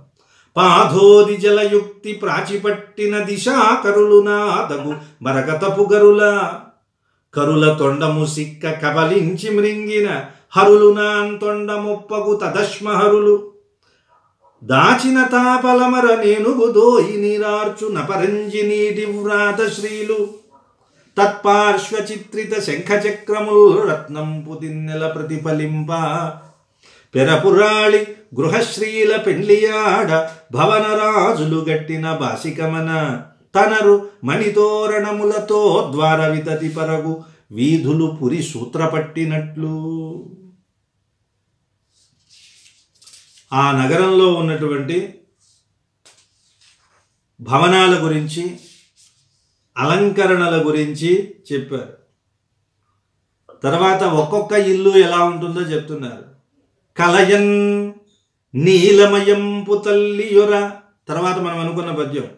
కలయన్ నీలమయంపు తల్లియొర తాకన్ తేట నీరొప్పు రథ్యల కూపంబుల మీల జూచి వలభివ్యాసంగితుంగదృశాఖలలో నుండి గుభాలునన్ లకుముకుల్ క్రందై పడున్ లేచు ముచ్చిలి గేహేందిర ద్రావిడీ పరిచితిన్ చెండాడు చందంబునన్. కలయన్ నీలమయంపు తల్లియొరతాకన్ తేట నీరొప్పు రథ్యల కూపంబుల మీలజూచి వలభివ్యాసంగితుంగదృశాఖలలో నుండి గుబాలు నన్లకుముకుల్ క్రందై పడున్ లేచు ముచ్చిలి గేహేందిర ద్రావిడీ పరిచితిన్ చెండాడు చందంబునన్. ఈయన పాపం ఏ అర్ధరాత్రో వేకోజామునో మారువేషం వేసుకుని వీధుల్లో తిరుగుతూ ఉంటే ఒక మంచి దృశ్యం ఏదో కనబడిందండి. ఆయన తన మనో కెమెరాలో ఒక్కసారి క్లిక్ అనిపించాడు, ఆ తర్వాత దాన్ని పద్యంలో బిగించాడు అంతే. కలయన్ బాగా నిండిన అంటే వీధుల్లోంచి వెళ్తూ ఉంటే ఎవరి ఇంటికి ముందు వారు సొంతంగా తవ్వుకున్న ఒక బావి ఉంటుంది. నూతులు ఉంటాయి కదా ప్రాచీన కాలంలో. ఆ నూతులు ఎలా ఉన్నాయి? చేద వేస్తే చేద మిస్ అయిపోయి ఎక్కడుందో తెలియనంత లోతుగా ఉన్న విజయనగరం శ్రీకాకుళం బావుల్లో ఉండే అంత లోతు కాదు అక్కడ. ఇలా చెయ్యి పట్టుకుంటే అందేలాగా ఉండే నీళ్ళు అన్నమాట. కలయన్ బాగా నిండుగా ఉన్న నీలమయంపు తల్లి యొరదాకన్. నుయ్యి ఎలా కట్టాలి? తల్లి యొర అన్నారు. పైనున్నది పెద్ద ఒర అన్నమాట, దాన్ని తల్లి యొర. ఆ తల్లి వరని దేంతో నిర్మిస్తారట? నీలమయంపు నీలమణులతో తయారు చేస్తారు. ఎందుకని? ఈ నీలధనం నల్లధనం వెళ్ళి దాంట్లో పడి స్వచ్ఛంగా లోపల ఉన్న నీరు ప్రతిఫలించడం ఇందులో ఉన్నటువంటి ఉద్దేశం. కలయన్ నీలమయంపు తల్లియొరతాకంతేట నీరొప్పు. అక్కడ వీధులు రథ్య అన్నాడు. రథ్య అంటే వీధి అని అర్థం. శ్రీవిల్లిపుత్తూరు నగరంలో ఉన్న వీధుల్లో ఇంటి ముంద ఉన్న ఒక బావి. ఆ బావిలో నీళ్ళు ఎలా ఉన్నాయి? నిండా ఉన్నాయి. దానికి పైన ఉన్నటువంటి వర అంటే మీరు తెలుసో తెలీదో పాపం, అవునా? వర అంటే తెలుసు, పల్లెటూళ్ళలో ఉన్న వాళ్ళకి తెలుస్తుంది. వరలు అంటారు వాటిని, బ్రహ్మాండంగా నూతిలో దింపడానికి వేస్తూ ఉంటారు. తల్లి వర అన్నాడు, అందులో పెద్ద వర. దాన్ని దేంతో చేస్తారట? నీలమయంపు తల్లి వర తాకన్, ఆ దాన్ని తాకేలాగా నీళ్ళు వస్తున్నాయి. ఎలాంటి నీళ్ళండి? తేట నీరు, స్వచ్ఛమైన నీరు, ఒప్పు ప్రకాశిస్తున్నటువంటి రథ్యల. రథ్య అంటే రోడ్ల మీద రహదారుల్లో ఉన్న కూపంబుల. కూపము అంటే నుయ్యి. అమ్మయ్య, ఇక్కడికి ఆ నుయ్యికి సంబంధించిన విశేషమైన వర్ణన. ఇక్కడి వరకు బాగానే ఉందండి. ఆ నూతుల్లో మరి అంత మంచినీళ్ళు ఉన్నప్పుడు చేపలు ఉంటాయి కదా, చేపలు ఉన్నాయి. అందులో ఉన్న మీలన్, మీల అంటే చేపల్ని చూసి వలభివ్యాసంగి తుంగదృశాఖలలో నుండి గుబాలునన్ లకుముకుల్ క్రందయిపడున్ లేచు. ఇక అంతకుముందు అనుకున్నట్లుగా కొన్ని ఉద్యానవనాలు లేదా వాళ్ళు ముందు పెంచుకున్నటువంటి చెట్లు ఏవో ఉంటాయి కదా, ఆ చెట్ల కొమ్మలు వచ్చి అలా వాటి మీద ఆ భవనాల పైనున్న వలభి మీదకి ఇలా వాలే. చెట్ల కొమ్మలు భవనం మీదకి రావటం మనకి సర్వసాధారణంగా తెలిసిన విషయమే కదా. అలా వచ్చి అందులో లకుముకి పిట్టలని కొన్ని లకుముకి పిట్టలు ఉన్నాయి. అవి గుండ్రంగా ఉంటాయండి. లకుముకి పిట్టలు చాలా చైతన్యవంతంగా ఉంటాయి. అవి ఏం చేస్తున్నాయట? ఆ వలభుల దగ్గర ఉండి, వలభులు అంటే మీద భాగం అనుకోండి, ఆ మీద భాగం వరకు కొమ్మలు ఉంటే ఆ కొమ్మల్లో ఉన్న లకుముకి పిట్టలు ఏం చేస్తున్నాయి? ఒక్కసారిగా ఈ కింద ఉన్న నూతుల్లో ఉన్న చేపలను చూసేసరికి వాటికి ఉత్సాహం కదా, వెంటనే అవి దుబుక్కున కిందకి దూకడం, ఒక చేపను అందుకోవడం, పైకి వెళ్ళటం. అర్థమైందా? లకుముక పిట్టలు కిందకి దూకుతున్నాయి, చేపను పట్టుకుంటున్నాయి, వెళ్తున్నాయి. ఒకటి కాదు, గుంపులుగా వచ్చి టక్కుమని కిందకి రావడం, చేపను పట్టుకోవడం, పైకి వెళ్ళటం. ఇది ఒక దృశ్యం, ఎంత అపురూపమైన దృశ్యం. ఇది ఎలా ఉందట? ద్రావిడ స్త్రీలు బంతులాట ఆడటం అనేది వాళ్ళకి బాగా పరిచితమైన ఒక క్రీడ. వారణమాయరం అని గోదాదేవి ఉత్సవాల్లో బంతులాట, కొబ్బరికాయలు దొల్లిస్తూ ఉంటారు ఇప్పుడు పూజల్లో, కళ్యాణంలో మీరు చూస్తుంటారు, అవునా? అంటే గోదాదేవికి ఒక కళ వచ్చింది అని చెప్పి ఒక చిన్న దివ్య ప్రబంధం, దాన్ని చెబుతూ వారణమాయరం అని అది చేస్తూ ఉంటారు. ద్రావిడ స్త్రీలు బంతులాట ఆడటం అనే ఒక క్రీడలో వాళ్ళు నిష్ణాతులు. ఇప్పుడు చూడండి, ఈ గృహం అనే లక్ష్మి ద్రావిడీ స్త్రీలతో ఉన్న పరిచయం వలన ఈవిడ బంతులు ఆడుతోందిగా అన్నట్లుగా ఉన్నాయట ఆ లకుముకి పిట్టలు. ఎందుకని? బంతులాట ఎలా ఉంటుంది? ఇలా పైకి ఎగరేయటం, కిందకి రావటం, పైకి ఎగరేయటం, కిందకి రావటం అనేది ఉంటుంది కదా. కాబట్టి ఆ భవనాలు బాగా ఎత్తుగా ఉన్నాయి. ఆ భవనాలు ఎత్తుగా ఉన్నప్పుడు దానికి ఉన్న చూరు మొగ్గల్లోకి ఈ కొమ్మలు ఉన్నాయి. ఇప్పుడు ఈ గృహం అనేది ఒక లక్ష్మి అనుకోండి, ఇల్లు భవనం అనేది ఒక లక్ష్మి. అలాంటి బంతులాడేటప్పుడు మనం దూరంగా చూసినప్పుడు చేతులు కనిపిస్తాయి, బంతులు ఎగురుతాయి తప్ప మనుషులు కనిపించరు అనమాట. అందువల్ల గృహలక్ష్మి తాను కనిపించకుండా ఈ లకుముకి పిట్టల ద్వారా బంతులాడుతోందా అన్నట్లుగా ఉంది. ఇది రాయలవారు చేసిన ఉత్ప్రేక్ష. ఇప్పుడు ఇంకొకసారి పద్యంతో పాటు చూడండి. కలయన్నీలమయంపు తల్లి యొరతాకన్ తేట నీరొప్పు రథ్యల కూపంబుల మీల చూచి. అది రథ్యలలో ఉన్న కూపాలలో ఉన్న చేపల్ని చూసి వలభి అంటే చూరులు, ఆ చూరుల వరకు వ్యాసంగి కూడి ఉన్న, వ్యాసంగము అంటాం కదా, అంటే దానికి మన మీద మనకి ఎక్కువ ప్రేమ కలిగి ఉండటం. కాబట్టి వలభి వ్యాసంగి, ఆ వలభుల మీద వాలి ఉన్న, కూడి ఉన్న తుంగ ఎత్తైన దురు చెట్లు, ఆ దురు శాఖలలో, ఆ చెట్లకు ఉన్న కొమ్మలలో నుండి, అది అంటే ఆ ఇళ్ల ముందు చెట్లు ఉన్నాయి, ఆ చెట్లు కొమ్మలు అలా వెళ్ళి ఆ భవనాల మీద చూరు మొగ్గల మీద వాలి ఉన్నాయి. ఆ కొమ్మల్లో ఉన్న లకుముకి పిట్టలు ఉన్నాయి, వాటికి కింద సరిగ్గా నూతులు ఉన్నాయి, ఆ నూతుల్లో చేపలు ఉన్నాయి, నీళ్లు ఉన్నాయి, ఆ నీళ్లలో చేపలు ఉన్నాయి. ఇప్పుడు ఇవేం చేస్తున్నాయి? చూసి వెంటనే కిందకి ఇలా దిగటం, వెళ్ళటం, దిగటం, ఇలా వెళ్ళటం. చూరు మొగ్గలకి ఈ కొమ్మలు ఉండటం వలన ఈ కొమ్మలేమో ఈ భవనం అనే స్త్రీకి చేతుల్లాగా ఉన్నాయి. అందువల్ల ఆవిడ చేతులు పట్టుకుని ఇలా బంతులాట ఆడుతోందా అన్నట్లుగా ఉంది. ఇది ఊహ. వలభివ్యాసంగి తుంగదృశాఖలలో నుండి గుబాలునన్, అది గుబాల్న, ఇది ఒక ధ్వని విశేషణం. గుబాలునన్ లకుముకుల్ క్రందై, లకుముకులే క్రందై, లకుముకి పిట్టలే బంతులై పడుల్లేచు, బంతుల్లాగా పడిల్లేచు.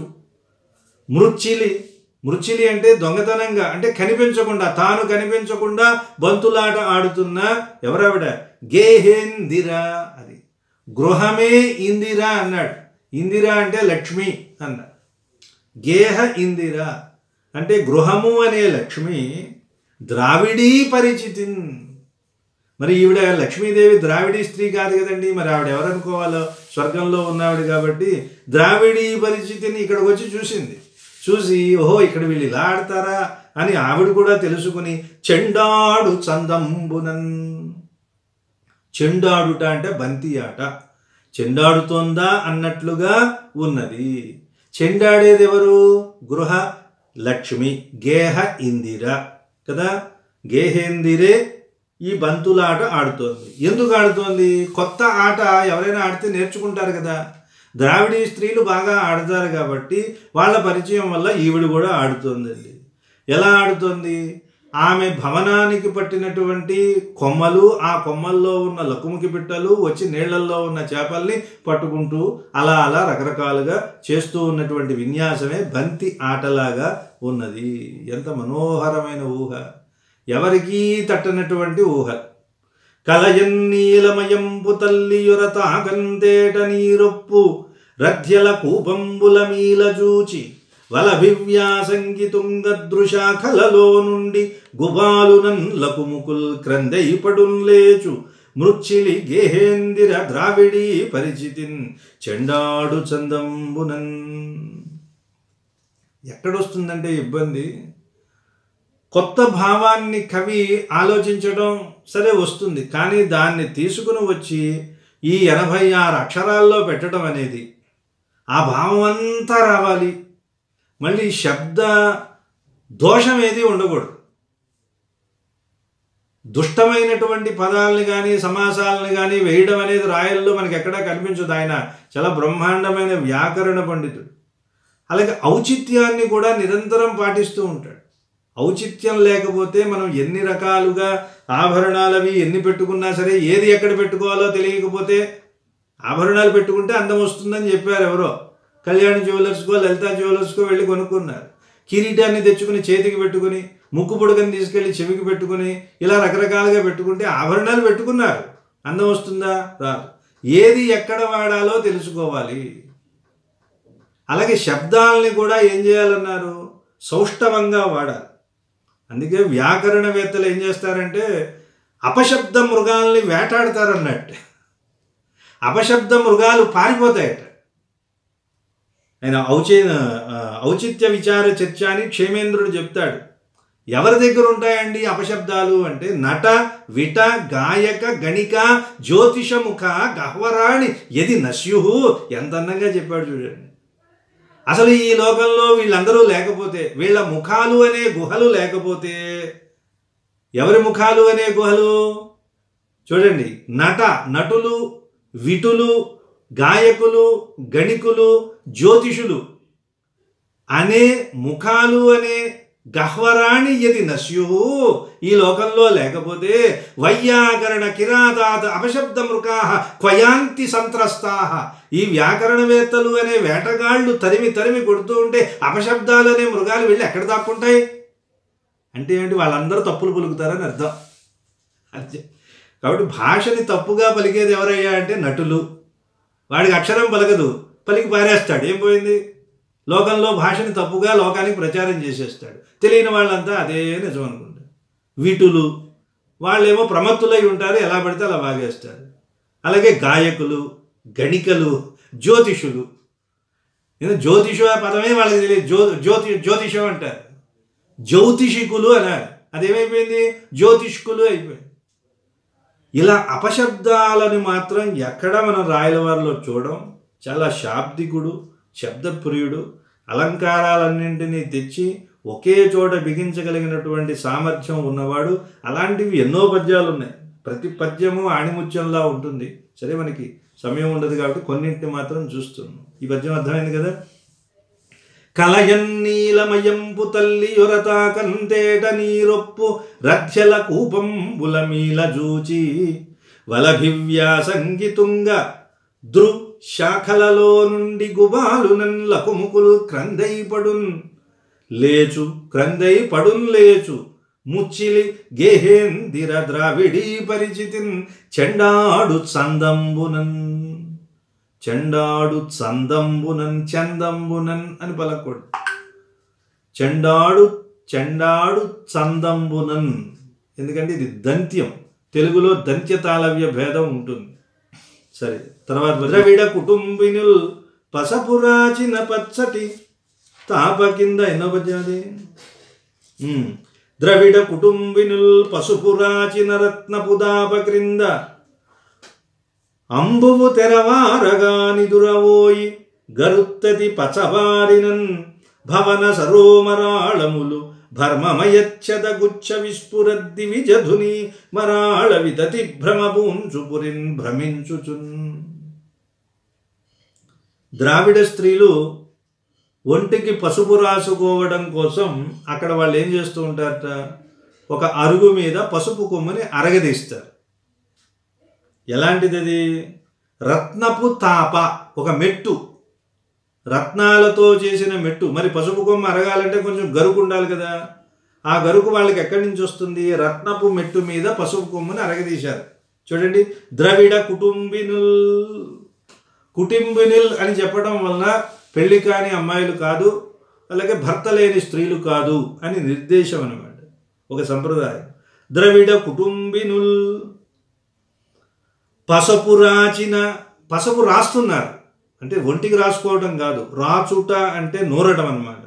పసపు రాచిన రత్నపు తాప, తాప అంటే సోపానము, మెట్టు అని అర్థం.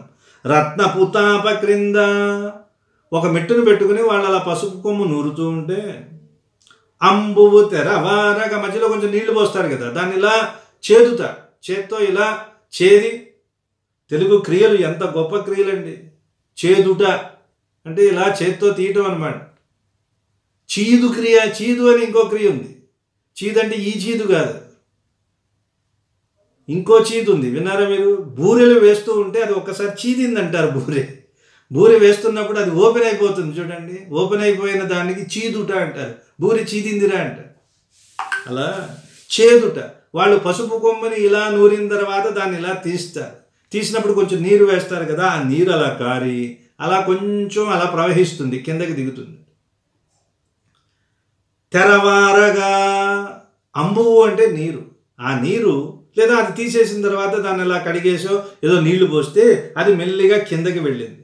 ఆ మెట్ల పక్కనే ఏం చేస్తున్నాయట, కొన్ని హంసలు నిద్రపోతున్నాయి. నిద్రపోతున్నాయి అన్నాడు ఎందుకంటే మెలకువగా ఉంటే ఈ హడావిడికి వెళ్ళిపోతాయి, అవి చాలా సుకుమారమైన జంతువులు, అందువల్ల నిద్రపోతున్నాయి. నిద్రపోయినప్పుడు వీళ్ళు ఏం చేశారు, ఆ పక్కనే రత్నపు సోపానం మీద పసుపు అరగదీసి ఆ పసుపు అంతా తీసుకున్న తర్వాత ఆ ప్రక్రియలో అక్కడి నుంచి కొంత నీరు అలా కారి మెల్లిగా ఎక్కడైతే హంసలు పడుకున్నాయో అక్కడికి వెళ్ళింది. నిదురబోయి గరుత్తతి పచబారినన్, అవి అలా పడుకుంటే ఈ పసుపు కడిగిన నీరుంది చూసారా, అలా వెళ్ళి అవి పడుకున్న దాని చుట్టూ నీళ్లు వ్యాపించడంతో ఈ పసుపు వెళ్ళి ఆ రెక్కలకు అంటుకుంది. నిద్రపోతున్న పక్షులు నిద్రపోకపోతే అంటుకోనివ్వవు, వాటికి తెలియదేమిటి ఈ పసుపు అంతా ఏమిటని వెళ్ళిపోతాయి, అందువల్ల నిద్రపోతున్నాయని చెప్పారు. నిద్రపోతున్నప్పుడు తెలియదండి, పాపం వెళ్ళిపోయి ఈ పచ్చదనం అంతా అంటుకుని దాని తెల్ల రెక్కలు కాస్త ఏమైపోయాయి, పచ్చని రెక్కలు అయిపోయాయి. ఇప్పుడు ఏమైంది, గరుత్తు తతి, గరుత్ అంటే రెక్క అని అర్థం, గరుత్మంతుడు అంటే అర్థం అదే, గరుత్ అంటే రెక్కలు కలిగిన వాడు అంతే, గరుత్మంతుడు. గరుత్తతి పచ్చబారినన్, అవి పచ్చగా అయిపోవడంతో భవన సరోమరాళములు, ఏమి పచ్చగా మారాయి, ఆ భవనాలలో వాళ్ళు పెంచుకుంటున్నటువంటి ఆ మరాళము, ఆ హంసలు. భవన సరోమరాళములు అవి అలా తిరుగుతున్నాయి. భవన సమీపంలో తిరిగేటటువంటి మరాళాలు నిద్ర లేచాయి, వాటికేం తెలుసు పాపం పసుపు అంటుకుందని తిరుగుతుంది. అది చూసేసరికి చూసేవాళ్ళంతా ఏమనుకుంటున్నారట, ఇదేమిట్రా బంగారు హంసలు స్వర్గం నుంచి దిగాయా ఏమిటి ఇక్కడ అనుకుంటున్నారు. భర్మ మయత్, భర్మమయచ్చద భర్మమయ అంటే బంగారంతో నిండిన, చద రెక్కలు కలిగిన, గుచ్ఛ వాటితో కూడిన, విస్ఫురత్ బాగా ప్రకాశించే, దివిజధుని మరాళ వితతి. దివిజధుని, దివిజ అంటే స్వర్గంలో ఉన్న, ధుని ఆకాశ గంగ అన్నమాట. స్వర్గంలో ఉన్న ఒక గంగ ఉంటుంది, ఆ స్వర్గ గంగలో బంగారు హంసలు తిరుగుతాయని కవి సమయం. కాబట్టి ఆకాశగంగలో స్వర్గంలో ఉన్న గంగా నదిలో సంచరించే ఆ హంసలే ఇక్కడికి వచ్చి తిరుగుతున్నాయా అనే భ్రమన్ పూంచు, భ్రమని కలిగించేటటువంటి పురిన్, ఈ పురంలో భ్రమించుచున్ అవి తిరుగుతూ ఉంటాయి. అంటే చూడండి, ఏది మాయా ఏది సత్యము, ఈ రెండు ఒకేలాగా ఉంటాయి. ఈ శరీరాన్నే మనం నాది నాది నాది నాది నాది అనుకుంటూ కాలం గడిపేస్తూ ఉంటాం, జీవితం అంతా అయిపోతూ ఉంటుంది. శరీరాన్ని అంటిపెట్టు ఉండటం వలన జీవుడికి దెబ్బలు పడుతున్నాయి. జీవుడు పాపం ఏమీ తిన్నది లేదు, పెట్టింది లేదు. అన్నీ కావాలనుకునేది, తెచ్చిపెట్టుకునేది శరీరం. శరీరాన్ని ఉపాధిగా కలిగి ఉండడం వలన జీవుడు తాను మళ్ళీ ఇంకో శరీరాన్ని వెతుక్కోవాల్సి వస్తుంది. ఎందుకని? ఈ శరీరం వల్ల. ఈ జీవుడు శరీరము వేరు వేరు అనే విషయం తెలుసుకోనంత వరకు మానవుడు భ్రమలోనే ఉంటాడు. కాబట్టి కావ్యంలో భ్రమకి సంబంధించిన విషయాలు ఎక్కువగా ఉండడానికి కారణం ఏమిటాయి అంటే, మానవుడు భ్రమ చుట్టూ బతుకుతూ ఉంటాడు, భ్రమలోనే బతుకుతూ ఉంటాడు, భ్రమతోనే పోతాడు. ఎప్పుడైతే భ్రమలో భ్రమిస్తూ ఉంటాడో ఆ మాయ మనల్ని ఏం చేస్తుంది? భ్రమలోకే లాగేస్తుంది. అది తెలుసుకోవాలి. ఇక్కడ హంసల గురించి చెప్పాడు. మరి సహజ సిద్ధంగా తెలుగునాట, తెలుగు ప్రాంతాలలో కనిపించే బాతులు ఉన్నాయి కదా, ఆ బాతుల గురించి చెప్పే పద్యం తర్వాత పద్యం చూడండి. రాయల వారి రక్షణ వ్యవస్థ ఎలా ఉంటుంది? పెట్రోలింగ్ అంటారు చూసారా, రాత్రిపూట పహరా కాసే ఈ వీళ్ళుంటారు, పెట్రోలింగ్ వ్యవస్థ, రక్షక భట వర్గం, వాళ్ళు ఎంత బాగా పనిచేస్తున్నారని చెప్పడానికి ఈ పద్యం నిదర్శనం. ఒక వేకువజామున కనిపించే ఒక అపురూపమైన దృశ్యం అండి. తలపక్షచ్చట గృచ్చి బాతువులు కేదారంపు కుల్యాంతరస్థలి నిద్రింపగజూచి, ఆరెకులు ఉషస్నాత ప్రయాత ద్విజావళి పిండీకృత శాటికల్సవి, తదావాసంబు చెర్పంగ రేవుల డిగ్గన్ వెసపారువానిగని నవ్వున్ శాలి గోప్యౌఘముల్. ఎంత అందమైన పద్యం. తల పక్షచ్చట గృచ్చి, అసలు పద్యం ఎత్తుకోవటమే ఎక్కడి నుంచి తీసుకొస్తాడు చూడండి. ఇది ప్రతిభంగ. ఇంత భావాన్ని మనసులో అనుకున్న తర్వాత మనబోటిగాళ్ళం ఏదో చెప్పాలనుకుని ఏదో చెప్పి అయిపోయింది అనిపించే పరిస్థితుల్లో ఎన్నో అనుకుంటామండి, అన్నీ చెప్పగలుగుతామా? అబ్బే, అలాంటిది అంత పెద్ద భావాన్ని ఎంత భగవద్ అనుగ్రహం లేకపోతే అంత అందంగా చెప్పగలుగుతారు. అది కూడా ఒక చోట నుంచి మధ్యలోంచి బాగా ఎత్తుకుని ఆ పద్యం చదివిన తర్వాత పూర్తిగా అనుభవంలోకి వస్తే ఆహా అనిపించే లక్షణం కలిగించేలాగా పద్యం రాయడం. ఏ ఒక్క లక్షణం తగ్గిపోయినా, కొంత విషయం ఉండిపోయి పద్యం ముగిసిపోయినా అయిపోయింది, కవిగా ఫెయిల్ అయిపోయినట్టే. అంతే కదండి. ఇంకో పాదం రాయాల్సి వచ్చింది అనుకోండి, అక్కడ కవిగా ఫెయిల్ అయిపోతాడు. చూడండి, తల పక్షచ్చట గృచ్చి, ఇది సామాజిక పరిశీలన. బాతులు ఎలా పడుకుంటాయి? తలని రెక్కల్లోకి గుచ్చి పడుకుంటాయట. ఇది బాతు మాత్రమే చేస్తుంది. తలని తీసుకుని వెళ్ళి లోపల దాచేసుకుంటుందండి. పక్షచ్చట అంటే రెక్కలు, రెక్కలు అనే సమూహంలో గుచ్చి పడుకుంటాయి అది నిద్రపోయేటప్పుడు. చూస్తే మనకి తల కనిపించదు, ఇలా ఏదో గుండ్రంగా ఒక పదార్థం కనిపిస్తుంది అంతే. ఇది బాతులో ఉండే లక్షణం. పోర్చుగీసు వారు వచ్చిన తర్వాత మనకి బాతులు వచ్చాయి, వాళ్ళు అక్కడి నుంచి తెచ్చారు. తల పక్షచ్చట గృచ్చి బాతువులు, ఆ బాతు అన్నదానికి తెలుగు పదం పెట్టేశారు, తెలుగు విభక్తి పెట్టాడు, ఊ పెట్టాడు అనమాట. ఈయనే మొట్టమొదటిసారి బాతు పదాన్ని తెలుగు సాహిత్యంలో వాడేది. తల పక్షచ్చట గృచ్చి బాతువులు కేదారంపు కుల్యాంతరస్థలి నిద్రింపగజూచి. బాతులు ఏం చేస్తున్నాయి? అక్కడ వరి చేలు ఉన్నాయి, వరి పొలాలు. వరి పొలాల మధ్యలో కాలువలు ఉంటాయండి. ఆ కాలువలకి కొంచెం ఒడ్డున రేవులు ఉంటాయి. రేవు అంటే మనం అనుకునే పెద్దగా ఉంటుంది అనుకోకండి. రేవు అంటే అర్థం ఏమిటి? అందులోకి దిగడానికి వీలుగా ఉండే ఆ ప్రదేశానికి రేవు అని అర్థం. అన్ని చోట్ల మనం దిగలేం, అట్లాంటి రేవులు ఉన్నాయి. వరి పొలాల్లో కాలువలు, ఆ కాలువలకి చిన్న రేవులు. ఆ రేవుల ఒడ్డున ఈ బాతులు తమ తలల్ని రెక్కల్లోకి జొనుపుకుని నిద్రపోతున్నాయి. పాపం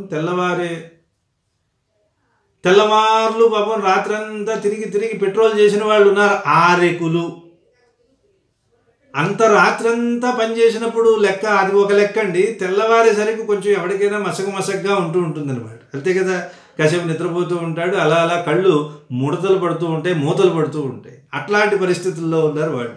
ఇలా చూసేసరికి అక్కడ ఆ రేవుల ఒడ్డున తెల్లగా బాతులు ఆ రెక్కల్లోకి తలల్ని గుచ్చుకొని పడుకునేసరికి వీళ్ళ దృష్టి ఎప్పుడు కూడా ఎలా ఉంటుంది? యద్భావ తద్భవతి. అంటే పోలీసు వాడు చూడండి, 10 మంది వెహికల్స్ మీద వెళ్తుంటే కరెక్ట్గా లైసెన్స్ లేని వాడిని పక్కకి లాగుతాడు, మిగిలిన వాళ్ళు వదిలేస్తే. వాళ్ళకి బాగా తెలుస్తుంది దొంగ లక్షణం ఏమిటో, వాళ్ళకి బాగా తెలుస్తుంది. అంటే వాళ్ళ దృష్టి ఎప్పుడు దాని మీద ఉంటుంది. అలాగే వీళ్ళ దృష్టి ఎప్పుడు ఏమిటి? ఎక్కడ ఏది పోతుందా, అది తీసుకెళ్ళి ఎవరికి ఇచ్చేద్దామా, ఎవరైనా ఏదైనా పారేసుకున్నారా, రాత్రిపూట అదే కదా. ఇలా చూడగానే వాళ్ళకి ఆ రేవుల ఒడ్డున ఉన్నటువంటి ఆ బాతులు పొద్దున్నే బ్రాహ్మణులు వచ్చి ఇక్కడ స్నానం చేయడానికి వస్తారు కదా, స్నానం చేసేసిన తర్వాత వాళ్ళు ఉత్తరీయాలు ఉంటాయే, వాటిని ఇలా పిండి పిడచల్లాగా పెడితే అవి బాతుల్లాగా ఉన్నాయన్నమాట. వాళ్ళు ఇలా ఒడ్డున పిడచల్లాగా ఉత్తరీయాలు పెట్టేసి మర్చిపోయి వెళ్ళిపోయినట్టున్నారు పాపం. అర్రే పదండ్రా మనం ఇచ్చేద్దాం, పదండి తీసుకుని వెళ్ళి అవి ఎవరెవరో వాళ్ళ ఇళ్లలో చేరుద్దాం అని వాళ్ళు వెంటనే రేవుల దగ్గరికి వస్తున్నారు. రేవుల దగ్గరికి రాగానే అక్కడ అలికిడి అయ్యి వెంటనే అవి ఏం చేస్తాయండి? అలికిడి అయితే లోపలికి తుర్రుమని అవి పారిపోయాయి. ఇక్కడి వరకు బాగా ఉంది. ఈ దృశ్యమంతా చూసిన వాళ్ళు ఉన్నారు. పక్కనే పంట పొలాల్లో పని చేయడానికి వచ్చిన ఆడవాళ్ళు ఉన్నారు, నాట్లు వేయడానికో ఏవో పనులు ఉంటాయి కదా. వాళ్ళు ఇలా చూసి వాళ్ళు పక్కుని నవ్వుతున్నారు. ఎంత మనోహరమైన దృశ్యం! వాళ్ళు అలా నవ్వుతూ ఉంటే ఈ ఆరుగులేమో పిచ్చి మొహాలు వేసుకుని అప్పుడు కళ్ళు ఇలా నులుపుకుంటున్నారన్నమాట. ఇదేమిట్రా, ఇవి బాతులా?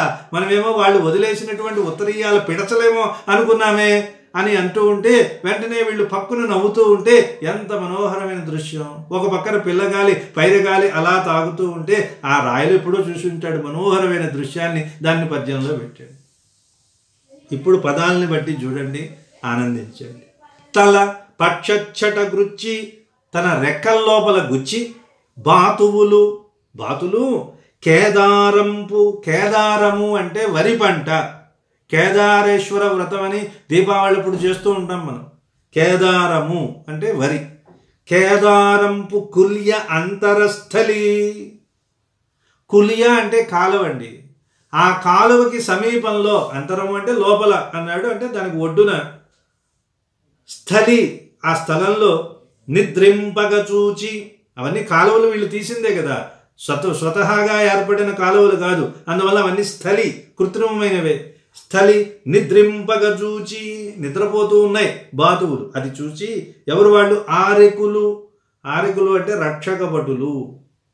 వాళ్ళు రాత్రంతా తిరుగుతూ ఎవరైనా ఎక్కడైనా ఏదైనా పారేసుకుంటే అది వాళ్ళకి ఇచ్చేయడం వాళ్ళ ధర్మం, వాళ్ళ వృత్తి ధర్మం అన్నమాట. ఆరెకులు వాళ్ళు ఏమనుకున్నారు? ఉషః వేకువజామున, స్నాత స్నానం చేయటం కోసం వచ్చి, స్నానం చేసిన, స్నానం కోసం ప్రయాత వచ్చిన, యాత అంటే రావటం, ప్రయాత అంటే వచ్చిన ఎవరు? ద్విజావళి. ద్విజ అంటే బ్రాహ్మణుల యొక్క సమూహం, ఆవళి అంటే సమూహం. ఉషస్నాత ప్రయాత ద్విజావళి. ఉదయం పూట స్నానం చేయడం కోసం వచ్చిన బ్రాహ్మణ పండితోత్తములు. పిండీకృత. ఈ పిండీకృత పదం రాయల వారికి బాగా ఇష్టం అన్నమాట, చాలా చోట్ల వాడతాడు. పిండీకృత బాగా ఇలా పిండిన. శాటికల్ వస్త్రాలు. శాటిక అంటే పైట, అంటే పై వస్త్రం, ఉత్తరీయం. శాటికల్ సవి అంటే ఆ పద్ధతి, అవి అనుకుని వాటిలాగా భావించి శాటికల్ సవి. తదావాసంబు జర్పంగా, ఇది వాళ్ళ డ్యూటీ. తత్ ఆవాసంబు జర్పంగా, ఎవరెవరి వస్త్రాలు వాళ్ళ వాళ్ళ ఇళ్ళకి ఇవ్వటం కోసం రేవుల డిగ్గన్, రేవుల్లోకి వీళ్ళు వెళ్ళగానే దిగగానే వెసన్, వెంటనే పారు వాణి గని, పరిగెడుతున్నటువంటి వాణిని బాతుల్ని చూసి నవ్వుతున్నారు. ఎవరు? శాలి గోపి ఓఘముల్. శాలి గోపి, శాలి అంటే వరి పంటని రక్షించడం కోసం వాళ్ళు కూడా రాత్రంతా పడుకుంటారండి అక్కడ, పంటను రక్షించడం కోసమో పని చేయడం కోసమో. గోపి అంటే రక్షించేవాడు, గోపహ అంటే రక్షించేవాడు పురుషుడు, గోపి అంటే స్త్రీ. శాలి గోపి, ఆ వరి పంటని రక్షించే ఆ స్త్రీల యొక్క ఓఘము అంటే సమూహం. శాలి గోపి ఓఘము కలిసిపోతే శాలి గోప్యౌఘముల్. వాళ్ళందరూ నవ్వుతూ ఉంటే నవ్వుతున్నారు అని ముగించాడు. అర్థమైనా? తలపక్షచ్చట గృచ్చిపాతువులు కేదారంపు కుల్యంతరస్థలి నిద్రింపగజూచి ఆరెకులు ఉషస్నాత ప్రయాత ద్విజావళి పిండి కృత శాటికల్సవి తదావాసంబు చెర్పంగ రేవుల డిగ్గన్ వెసబారువానిగని నవ్వున్ శాలి గోప్యౌఘముల్. నవ్వున్ శాలి గోప్యౌఘముల్. ఇక మెల్లిగా బ్రాహ్మణోత్తములు భాగవతోత్తముల దగ్గరికి వచ్చారండి. వైష్ణవం దృష్ట్వా వైష్ణవ సాష్టాంగ దండ ప్రణామం ఆచరిద్దాను. ఒక వైష్ణవుడు ఇంకొక వైష్ణవుడిని చూడగానే వెంటనే ఏం చేయాలట? కర్రలాగా పడిపోవాలి కింద, సాష్టాంగ నమస్కారం చేయాలని ఒక సంప్రదాయం. ఆ పద్ధతి భాగవతోత్తమంలో కనిపిస్తుంది. భాగవతుడు అంటే ఏమిటి? భగవంతుడికి సంబంధించిన వాడు భాగవతుడు. భాగవతం అన్నా అదే, భగవతః ఇదం, భగవంతుడికి సంబంధించినది. భాగవతుడు అంటే భగవద్భక్తుడు. భాగవతం అంటే ఏమిటన్నారు? భక్తి, జ్ఞాన, వైరాగ్య, వివేక, తత్వదర్శనం ఇవి ఉన్నవాడు భాగవతుడు అవుతాడు. భక్తి ఉండాలి, జ్ఞానం ఉండాలి, అలాగే వివేకం ఉండాలి, వైరాగ్యం ఉండాలి, తద్వారా వివేకం కలగాలి, వివేకం ద్వారా తత్వదర్శనం కలవాలి. భగవంతుడంటే ఎంతో తెలుసుకోవాలి, అది ఉన్నవాడు భాగవతుడు. మరి విల్లిపుత్తూరులో ఉన్న భాగవతులు ఎలాంటి వారో తెలుసా? ఎదురేగి సాష్టాంగమెరగి పాద్యం విచ్చి నారికేళ కటాసనములను నిచి నును పోక పొత్తి గుట్టిన దొప్పగమితోడ రంభా విశాల పర్ణములు పరచి శాల్యన్న సూపాజ్య కుల్యా బహు వ్యంజన క్షీర దధులు అర్పణంబు చేసి వార్చిన పిదప సంవాహనమంఘ్రుల కొనస వనరిచి తాంబూల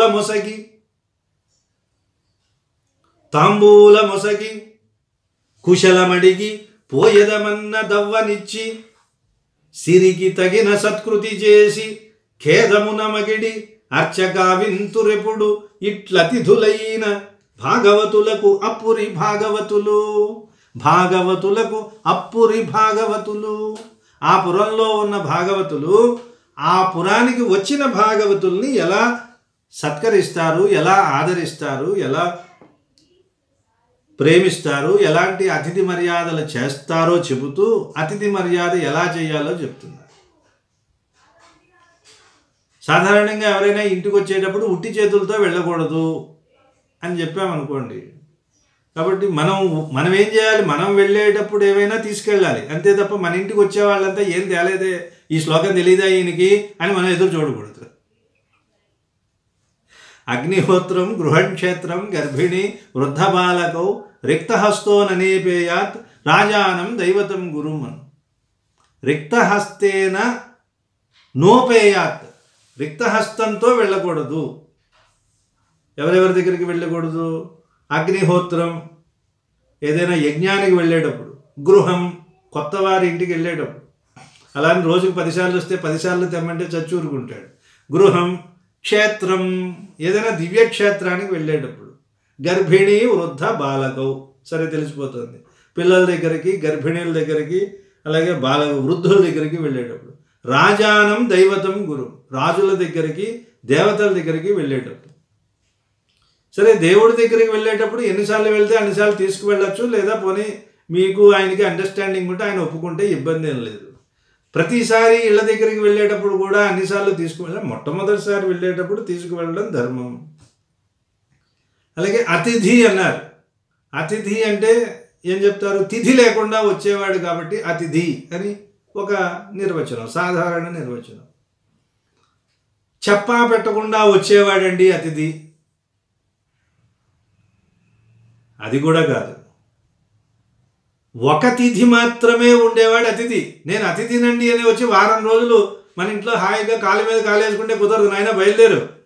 అతిథి అంటే అర్థం ఏమిటి? ఈరోజు వచ్చి రేపు వెళ్ళిపోవాలి, ఒక్కరోజే తిథి మారేలోగా వెళ్ళిపోవాలి, వాడిని అతిథి అంటారు. అర్థమే? అంటే తిథి, అతిథి అది అర్థం. ఆ తిథిని ఎలా సేవించాలి? అతిథులు అలా ఉంటే, గృహస్థులు కూడా ఉండవలసిన పద్ధతిలో ఉంటే అప్పుడు అన్నీ కూడా బాగుంటాయి అన్నమాట. అతిథి సంతర్పణ చేసిన తర్వాతే మనం భుజించాలి.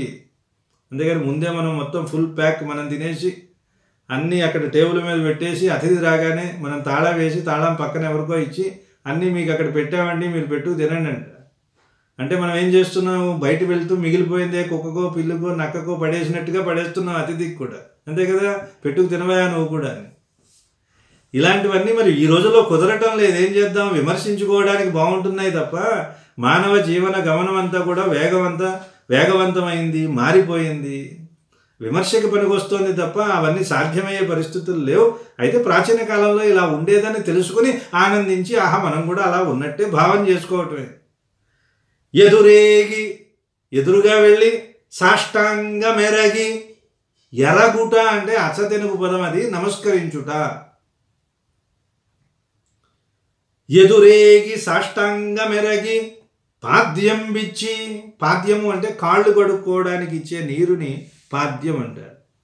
చేతుల్లో పెట్టే పువ్వులు అక్షతలు ఇత్యాదులు అర్ఘ్యం అంటారు. చేతులకి ఇచ్చేది అర్ఘ్యం. అందుకే హస్తయోహ అర్ఘ్యం సమర్పయామి, పాదయోహ పాద్యం సమర్పయామి, పాదయోహ అర్ఘ్యం సమర్పయామి తప్పు. అర్థమైందా? కాబట్టి హస్తాలకి ఇచ్చేది అర్ఘ్యం, మీరేమిస్తారో మీ ఓపిక. కాబట్టి పాద్యం మాత్రం నీళ్ళే, కాళ్ళకి ఇంకేమి ఇవ్వకూడదు. పాద్యం బిచ్చి నారికేళ కటాసనములను నిచి, అది కొబ్బరి ఈనెలతో చేసినటువంటి ఆసనాలు చాలా మెత్తగా ఉంటాయి, ఎప్పటికీ కూడా ఇబ్బంది లేకుండా ఉంటాయి, స్వతహాగా చక్కగా దొరుకుతాయి. అలాంటి ఆసనం వేయాలట, వేస్తారు వాళ్ళు. తర్వాత భోజనం పెట్టేటప్పుడు నును పోక పుత్తి కుట్టిన దొప్ప గమితోడ రంభా విశాల పర్ణములు పరచి, ఆయన చెప్పడం చూడండి.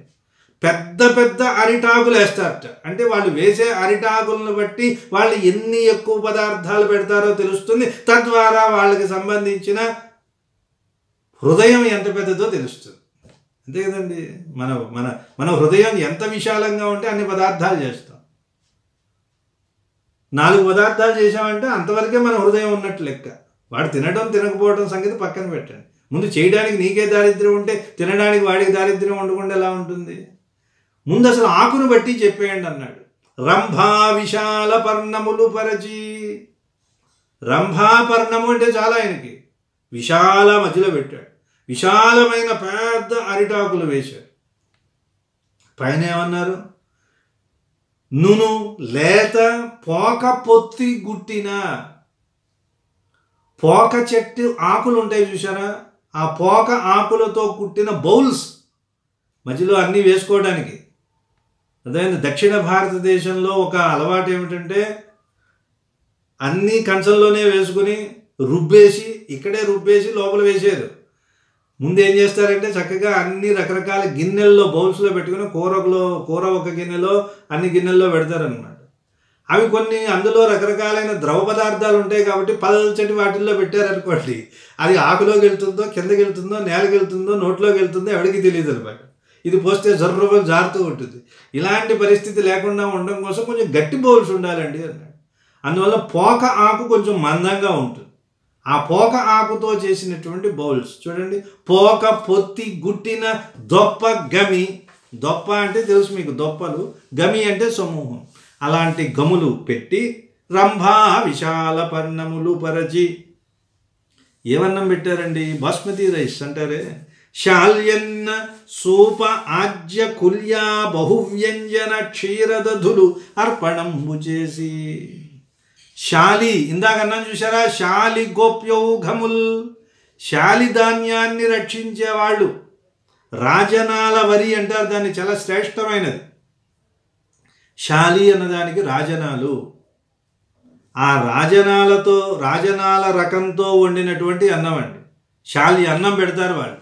అన్నం అని చెప్పడం వల్ల వచ్చాడు కదా గెస్ట్, వాడికి ఏం చేద్దాం, ఏదో జొన్నలో ఏవో పెడదాం అనుకోకుండా, లేదండి జొన్నలు కాదండి మా ఇంట్లో అన్నమే పెడతామండి. అది కూడా ఏ అన్నం పెడతామండి? శాలి అన్నం పెడతామండి. ఇదేమిటి విల్లిపుత్తూరు, ఏమైనా పల్నాడు అనుకున్నారేమిటి? పల్నాడుకు వెళితే రసికుడు పోవడు పల్నాడు, శ్రీనాథుడు ఏడ్చాడు, వల వల వల వల వల ఏడ్చేశాడు. రసికుడైన వాడు వెళ్ళట్ట పల్నాడికి. ఎందుకని? యసగంగా రంభయైన ఏకులెవడమెన్. రంభ వెళ్ళినా అక్కడ రమ్మ అని చేతిలో ఒక ఏకు పెట్టి ఏకు అంటారట. అంటే నేత పని చేయాల్సిందే. నేను రంభనండి, పైనుంచి దిగొచ్చానంటే ఏం కుదరదు. వసుధేశుడైన దున్నును, రాజుగారు వచ్చినా సరే అక్కడ పొలం పని చేయాల్సిందే. కుసుమాస్త్రుండైన మన్మధుడు వచ్చాడని వాడిని తీసుకుని వెళ్ళి ఏమన్నా 5 స్టార్ హోటల్లో స్పెషల్ మీల్ పెడతారా? నో. ఏం పెడతారు? జొన్న అన్నమే పెడతారు. కుసుమాస్త్రుండైన జొన్న కూడే గుడుచున్. జొన్నకలి జొన్నంబలి జొన్న పిసరు జొన్నలే తప్పని సన్నన్నము సున్న సుమి పన్నుగా పల్నాటి సీమ ప్రజలందరుకున్నన్నాడు. వాళ్ళు ఏం చేసినా సరే జొన్నే. కాబట్టి ఇది అలాంటి పల్నాటి సీమ కాదు కదండి, విజయనగర సామ్రాజ్యం కూడా కాదు, విల్లిపుత్తూరు. అది ఏం పెడతారట? శాల్యన్నము. ఉట్ట అన్నం పెట్టి పంపించేస్తారా? లేదు, సూపం పప్పేస్తారండి. నెయ్యి వేస్తారా? నెయ్యి వేయటం ఏమిటి? పోస్తారన్నాడు. కుల్య కాలవ, నెయ్యి ఏం చేస్తారట? పోస్తారన్నారు. శాల్యన్న సూప ఆజ్యకుల్య. ఆజ్యకుల్య అంటే నేతి కాలువ కట్టేలాగా. బహువ్యంజన, రకరకాల కూరలు చేస్తారు, అందులో నెయ్యి ఇలా కాలువలు కడుతుందట. క్షీర పాలు, దధి దధులు పెరుగులు అర్పణంబు చేసి. సంప్రదాయంలో పంచదార పాలు కూడా శిష్ట భోజనంలో వడ్డిస్తారు. కొంచెం, అది ఇప్పుడు తినకపోయినా, పాయసం లేదనుకోండి, కొంచెం పాలు, ఒక స్పూనుడు, ఒక చెంచాడు పాలు వేస్తారు, కొంచెం చక్కెర కూడా వేస్తారు స్వీట్ లేకపోతే. వార్చిన పిదప. వార్చడం అంటే ఇక్కడ అన్నం వార్చేయడం కాదు, ముందే ఇన్ని పదార్థాలు చెప్పి తర్వాత మళ్ళీ అన్నం ఉడకలేదా కాదు. సంధ్య వార్చుట అంటే భోజనం చేసేటప్పుడు ఆపోషణం పట్టడం అంటారు కదా. ఆపహ అశనం ఆపోషణం. అది అంటే భగవంతుణ్ణి, లోపలున్న జఠరాగ్నిని మనం సంతృప్తి పరచడం కోసం లోపల ఒక అగ్ని కార్యం చేస్తున్నాం. ఇది మనం ఏమనుకోవాలి అంటే, నాకు ఆకలిస్తుంది, నకనకలాడిపోతుంది, పెట్టు తినేస్తానని తినేస్తే అది నీ శరీరాన్ని తృప్తిపరచడానికి. అలా కాకుండా లోపల భగవంతుడు ఉన్నాడు. అహం వైశ్వానరో భూత్వా ప్రాణినాం దేహమాశ్రిత. పాపం ఆయన దిక్కు లేక వచ్చి నా పొట్టను నమ్ముకున్నాడయ్యా. నా పొట్టలో ఆయన కూర్చుని బాధపడుతున్నాడు. కాబట్టి పెట్టండి, బాగా పెట్టండి, తింటాను, అది భగవంతుడికి సమర్పణ చేస్తానంటే మనం ఎంత తిని బొజ్జ పెంచినా మనకి సంబంధం లేదు, కర్మ మంది కాదన్న. అలా కాకుండా నేను తింటున్నాను, నాకు పెట్టండి, నాకు ఆకలి అంటే మొత్తం పాపం అంతా నీ మీదే వస్తుంది, మళ్ళీ జన్మ వస్తుంది. అంటే ప్రతి పనిలోనూ భగవంతుడిని కలుపుకుంటే మనకి ఇబ్బంది ఉండదండి. తప్పు ఆయన మీద దోషేస్తాం. ఏమయ్యా నేను తిన్నానా? నా లోపల నువ్వు కాదు తిన్నది. ఆ స్పృహే, పక్కనే ఉన్నాడు భగవంతుడు, మనతోనే ఉన్నాడు, మనలోనే ఉన్నాడనే గుర్తు ఉంటే అసలు కర్మ అనేది మనకు ఉండదు. భగవద్గీత చెప్పిన సారాంశం అదే, కృష్ణుడు చెప్పిన తత్వం ఇదే. అది మనకు అర్థం కాక ఇన్నాళ్ళు బాధపడుతుంది. ఏ పని చేయండి అది ఆయన కోసం చేశాను, తోసేయండి ఆయన మీద. అందమైన వస్త్రాలు వేసుకున్నాను, మరి ఆయన దగ్గరికి వెళ్తున్నప్పుడు వెళ్ళాలి కదండి. ఆయనకి చిరాకు వస్తుంది, ఏమిట్రా ఇలా వచ్చావంటాడు. అందువల్ల నేను అన్ని బ్రాండెడ్ ఐటమ్సే వేసుకోవాలి, తీసుకురా కొనండి. ప్రతిదీ భగవంతుడు పరం చేశామనుకోండి మనకి ఇబ్బంది ఉండదు. అందువల్ల లోపల జఠరాగ్ని అన్నారు. మనకి ఎంత ఉంటుందండి జఠరాగ్ని? ఆవగింజంత ఉంటుంది లోపల. తెలుసా మీకు జఠరాగ్ని ఎంత ఉంటుంది? మన లోపల ఆవగింజంత ఉంటుందట. వృకోదరుడు అని ఉన్నాడు భీముడు, పేరు విన్నారు కదా. వాడి పేరు వృకోదరుడు అంటే ఏమంటాం? వృకము అంటే తోడేలు ముఖల్ అంటే ఏదో ఉదరం కలిగిన వాడని చెప్తూ ఉంటాం. అది కాదు. వృకము అంటే బొటన వేలుకి ఈ పైనుంచి ఈ గీత వరకు ఉన్న భాగం ఒక అంగుళం అన్నమాట. దీనికి వృకము అని పేరు. వృకము అంటే ఇంతటి జఠరాగ్ని ఉన్నవాడు భీముడు. మనందరికీ ఆవగింజ ఉంటే వాడి ఆకలి జఠరాగ్ని ఎంత ఉంటుందట? వృకం అంత ఉంటుంది. మరి ఏం తింటాడు చూసుకోండి. ఇంకా అది వృకోదరుడికి ఉన్నటువంటి అర్థం. అలాంటి జఠరాగ్ని మనలో ఉంటుంది కాబట్టి ప్రతిదీ భగవంతుడి పరం చేయాలి. అందువలన ఆ భోజనం చేసేటప్పుడు ముందు ఉపనయనమైన వాళ్ళు ఆపోషణం పడతారు. అశనం అంటే తినటం, ఆపహ అంటే నీరు. ముందు నీటిని తీసుకోవాలి. తీర్థాన్ని పుచ్చుకొని భగవత్ స్మరణ చేసి గాయత్రీ మంత్రం చెప్పి ఆహారాన్ని పరబ్రహ్మ స్వరూపంగా చేసి అహమన్నం అహమన్నం అహమన్నం అన్నాదోహం అన్నాదోహం అన్నాద అన్నాదుడు అహం అన్నం. కాబట్టి భగవత్ స్వరూపమైన అన్నాన్ని నేనే అన్నం, అన్నమే నేను, ఇదే నాకు ఈ ప్రాణశక్తిని ఇస్తుంది, లోకం మొత్తానికి శక్తిని ఇస్తుంది అనే భావన చేసి స్వీకరించాలి. కాబట్టి దానికి ముందు ఉండేది ఆపోషణ అన్నారు. అశనము అంటే ఆహారం, ఆపహ అంటే నీరు, ఆపోషణం. దీనికి అచ్చతెనుగు పదం వార్చుట అన్నమాట. అది వార్చిన పిదప. భోజనం అయిపోయిన తర్వాత మళ్ళీ కూడా ఆపోషణం పడతారు. అది అయిపోయిన తర్వాత సంవాహన మంఘ్రులకు నర్చి, పాదాలకు సంవాహనం చేస్తారు. అంటే ఎవరైతే అతిథి వస్తే ఆయన పాదాలు కడిగి ఆ పాదాలను తుడవాలి. ఒత్తి తాంబూల మొసగి, తాంబూలం ఇచ్చి, కుశలం అడిగి, ఏమంటే బాగుందా అండి, పదార్థాలు బాగున్నాయా, మీ పొట్ల చక్కగా పట్టాయా అని మంచి మంచి మాటలు మాట్లాడి, ఆ తర్వాత వాళ్ళు పోయేదామన్నా చూసారా వెంటనే వెళ్ళిపోతారు భోజనం చేసిన తర్వాత. మళ్ళీ సాయంకాలం రేపు మధ్యాహ్నం స్నాక్స్ ఏమిటండి, సాయంత్రం డిన్నర్ ఏమిటి, ఇన్ని గొడవలు లేవు. రావడం ఒక పూటే. అతిథి అంటే అర్థం అది. కాబట్టి ఏమన్నారు, పోయేదామన్నా వెళ్ళిపోతామనగానే చాలా ఆనందంగా అమ్మయ్య బతికిపోయామండి అనకూడదుట. దవ్వనిచి దూరం వెళ్ళి వాళ్ళని సాగనంపాలి. ఈ సాగనంపడంలో కూడా శాస్త్రాలు చాలా ఉన్నాయండి. నదీ తీరం వరకు కనీసం వెళ్ళి సాగనంపాలి. ఆ వచ్చిన వ్యక్తిని బట్టి ఉంటుంది. బంధువర్గంలో వాళ్ళైతే నది వరకు వెళ్ళి ఎక్కించాలి. అందుకే రామాయణంలో ఈ ప్రజలంతా వెళ్ళి సరయూ నదీ తీరం వరకు ఎందుకు వెళ్ళారు? మధ్యలో ఎక్కడో ఆగిపోవచ్చు కదా. అది ఒక పద్ధతి.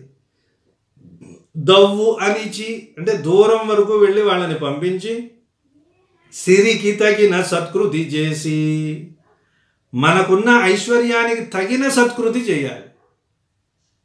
అంటే మనం ఏదైనా ఒక దానం ధర్మం చేస్తున్నామంటే మనం ఏమనుకుంటామంటే ఇప్పుడు ఇస్తే అయిపోతుంది కదా అనుకుంటాం. మనం ఇచ్చేటటువంటి ధనం మన ఐశ్వర్యాన్ని సూచిస్తుంది. అంటే నువ్వు ఫిక్స్ చేసేసుకుంటున్నావు నేను ఇంత ధనవంతుడినే అని. అది ఆయన చూస్తాడనమాట. అక్కడ అదే నువ్వు 10 రూపాయలు ఇవ్వగలిగిన స్థాయిలో ఉండి రూపాయి ఇచ్చావనుకోండి, వీడు 10 రూపాయలు దానం చేయడానికి అర్హత లేదురా వీడికి, అందువల్ల ఐశ్వర్యాన్ని తగ్గించేయి. రూపాయి దానం చేయడానికి ఎంత ఐశ్వర్యం ఇవ్వాలో అంత తగ్గించే అంటాడు. అందువల్ల నీ శక్తిని నువ్వు తెలుసుకుని దానికి తగినట్లుగా సత్కృతి చేయాలి. చేసి ఖేదమున మగిడి, ఆయన వెళ్ళిపోతున్నాడని బాధతో వెనక్కి తిరిగి రావాలి. మనమైతే సంతోషంతో చిందులు వేసుకుంటూ అమ్మయ్య పీడా పోయిందిరా అనుకుంటాం. అలా లేదు. అర్చగావింతురెప్పుడు, వాళ్ళని పూజ చేస్తూ ఉంటారండి. ఎవరు? ఇట్లు అతిథులైన భాగవతులకు, అప్పిన భాగవతులకు, ఆ పురంలో ఉన్నటువంటి భాగవతులు ఇలా పూజ చేస్తూ ఉంటారు. అర్థమైందా? ఎదురేగి సాష్టాంగమెరగి పాద్యం విచ్చి, నారికేళ కటాసనముల నుంచి నును పోకపొత్తి గుట్టిన దొప్ప గొమితోడ రంభా విశాల పర్ణములు బరచి, శాల్యన్న సూపాజ్య కుల్య బహువ్యంజన క్షీరదధులర్పణంబు చేసి, వార్చిన పిదప సంవాహన మంఘ్రులకు నరిచి, తాంబూలమొసగి కుశలమడిగి, పోయదమన్న దవ్వనిచిన సిరికి తగిన సత్కృతి చేసి, ఖేదమున మగిడి అర్చగావింతురెప్పుడు, ఇట్లు అతిథులైన భాగవతులకు అప్పురి భాగవతులు. భాగవతులకు అప్పురి భాగవతులు, ఆ పురంలో ఉన్న భాగవతులు. ఇక్కడ కాపుదాం. ఇప్పుడు అసలైనటువంటి ఈ కావ్య నాయిక తండ్రి గారు వస్తారు. ఇక ఆ తర్వాత పద్యం నుంచి ఎంత అద్భుతమైన మహానుభావుడైనా పెరియాళ్వార్ అంటారు. ఆళ్వారులందరిలో పెద్దవాడట. పెరియా అంటే పెద్ద అని అర్థం. పెద్ద ఆళ్వారు. ఆ పెరియాళ్వారులకే విష్ణు చిత్తుడు అని పేరు. ఆ విష్ణు చిత్తుడు పద్యం తర్వాతది. అందుండున్ ద్వయసద్మ పద్మ వదనుండు అని. అబ్బో, అందులో బాగా వేదాంతం అది ఉంటుంది. ఇప్పుడు అవదది, వచ్చే వారం మళ్ళీ పాఠంలో చూద్దాం. స్వస్తి ప్రజాభ్యః పరిపాలయంతాం న్యాయ్యేన మార్గేణ మహిం మహిషాః. గోబ్రాహ్మణేభ్యః శుభమస్తు నిత్యం. లోకాః సమస్తాః సుఖినో భవంతు.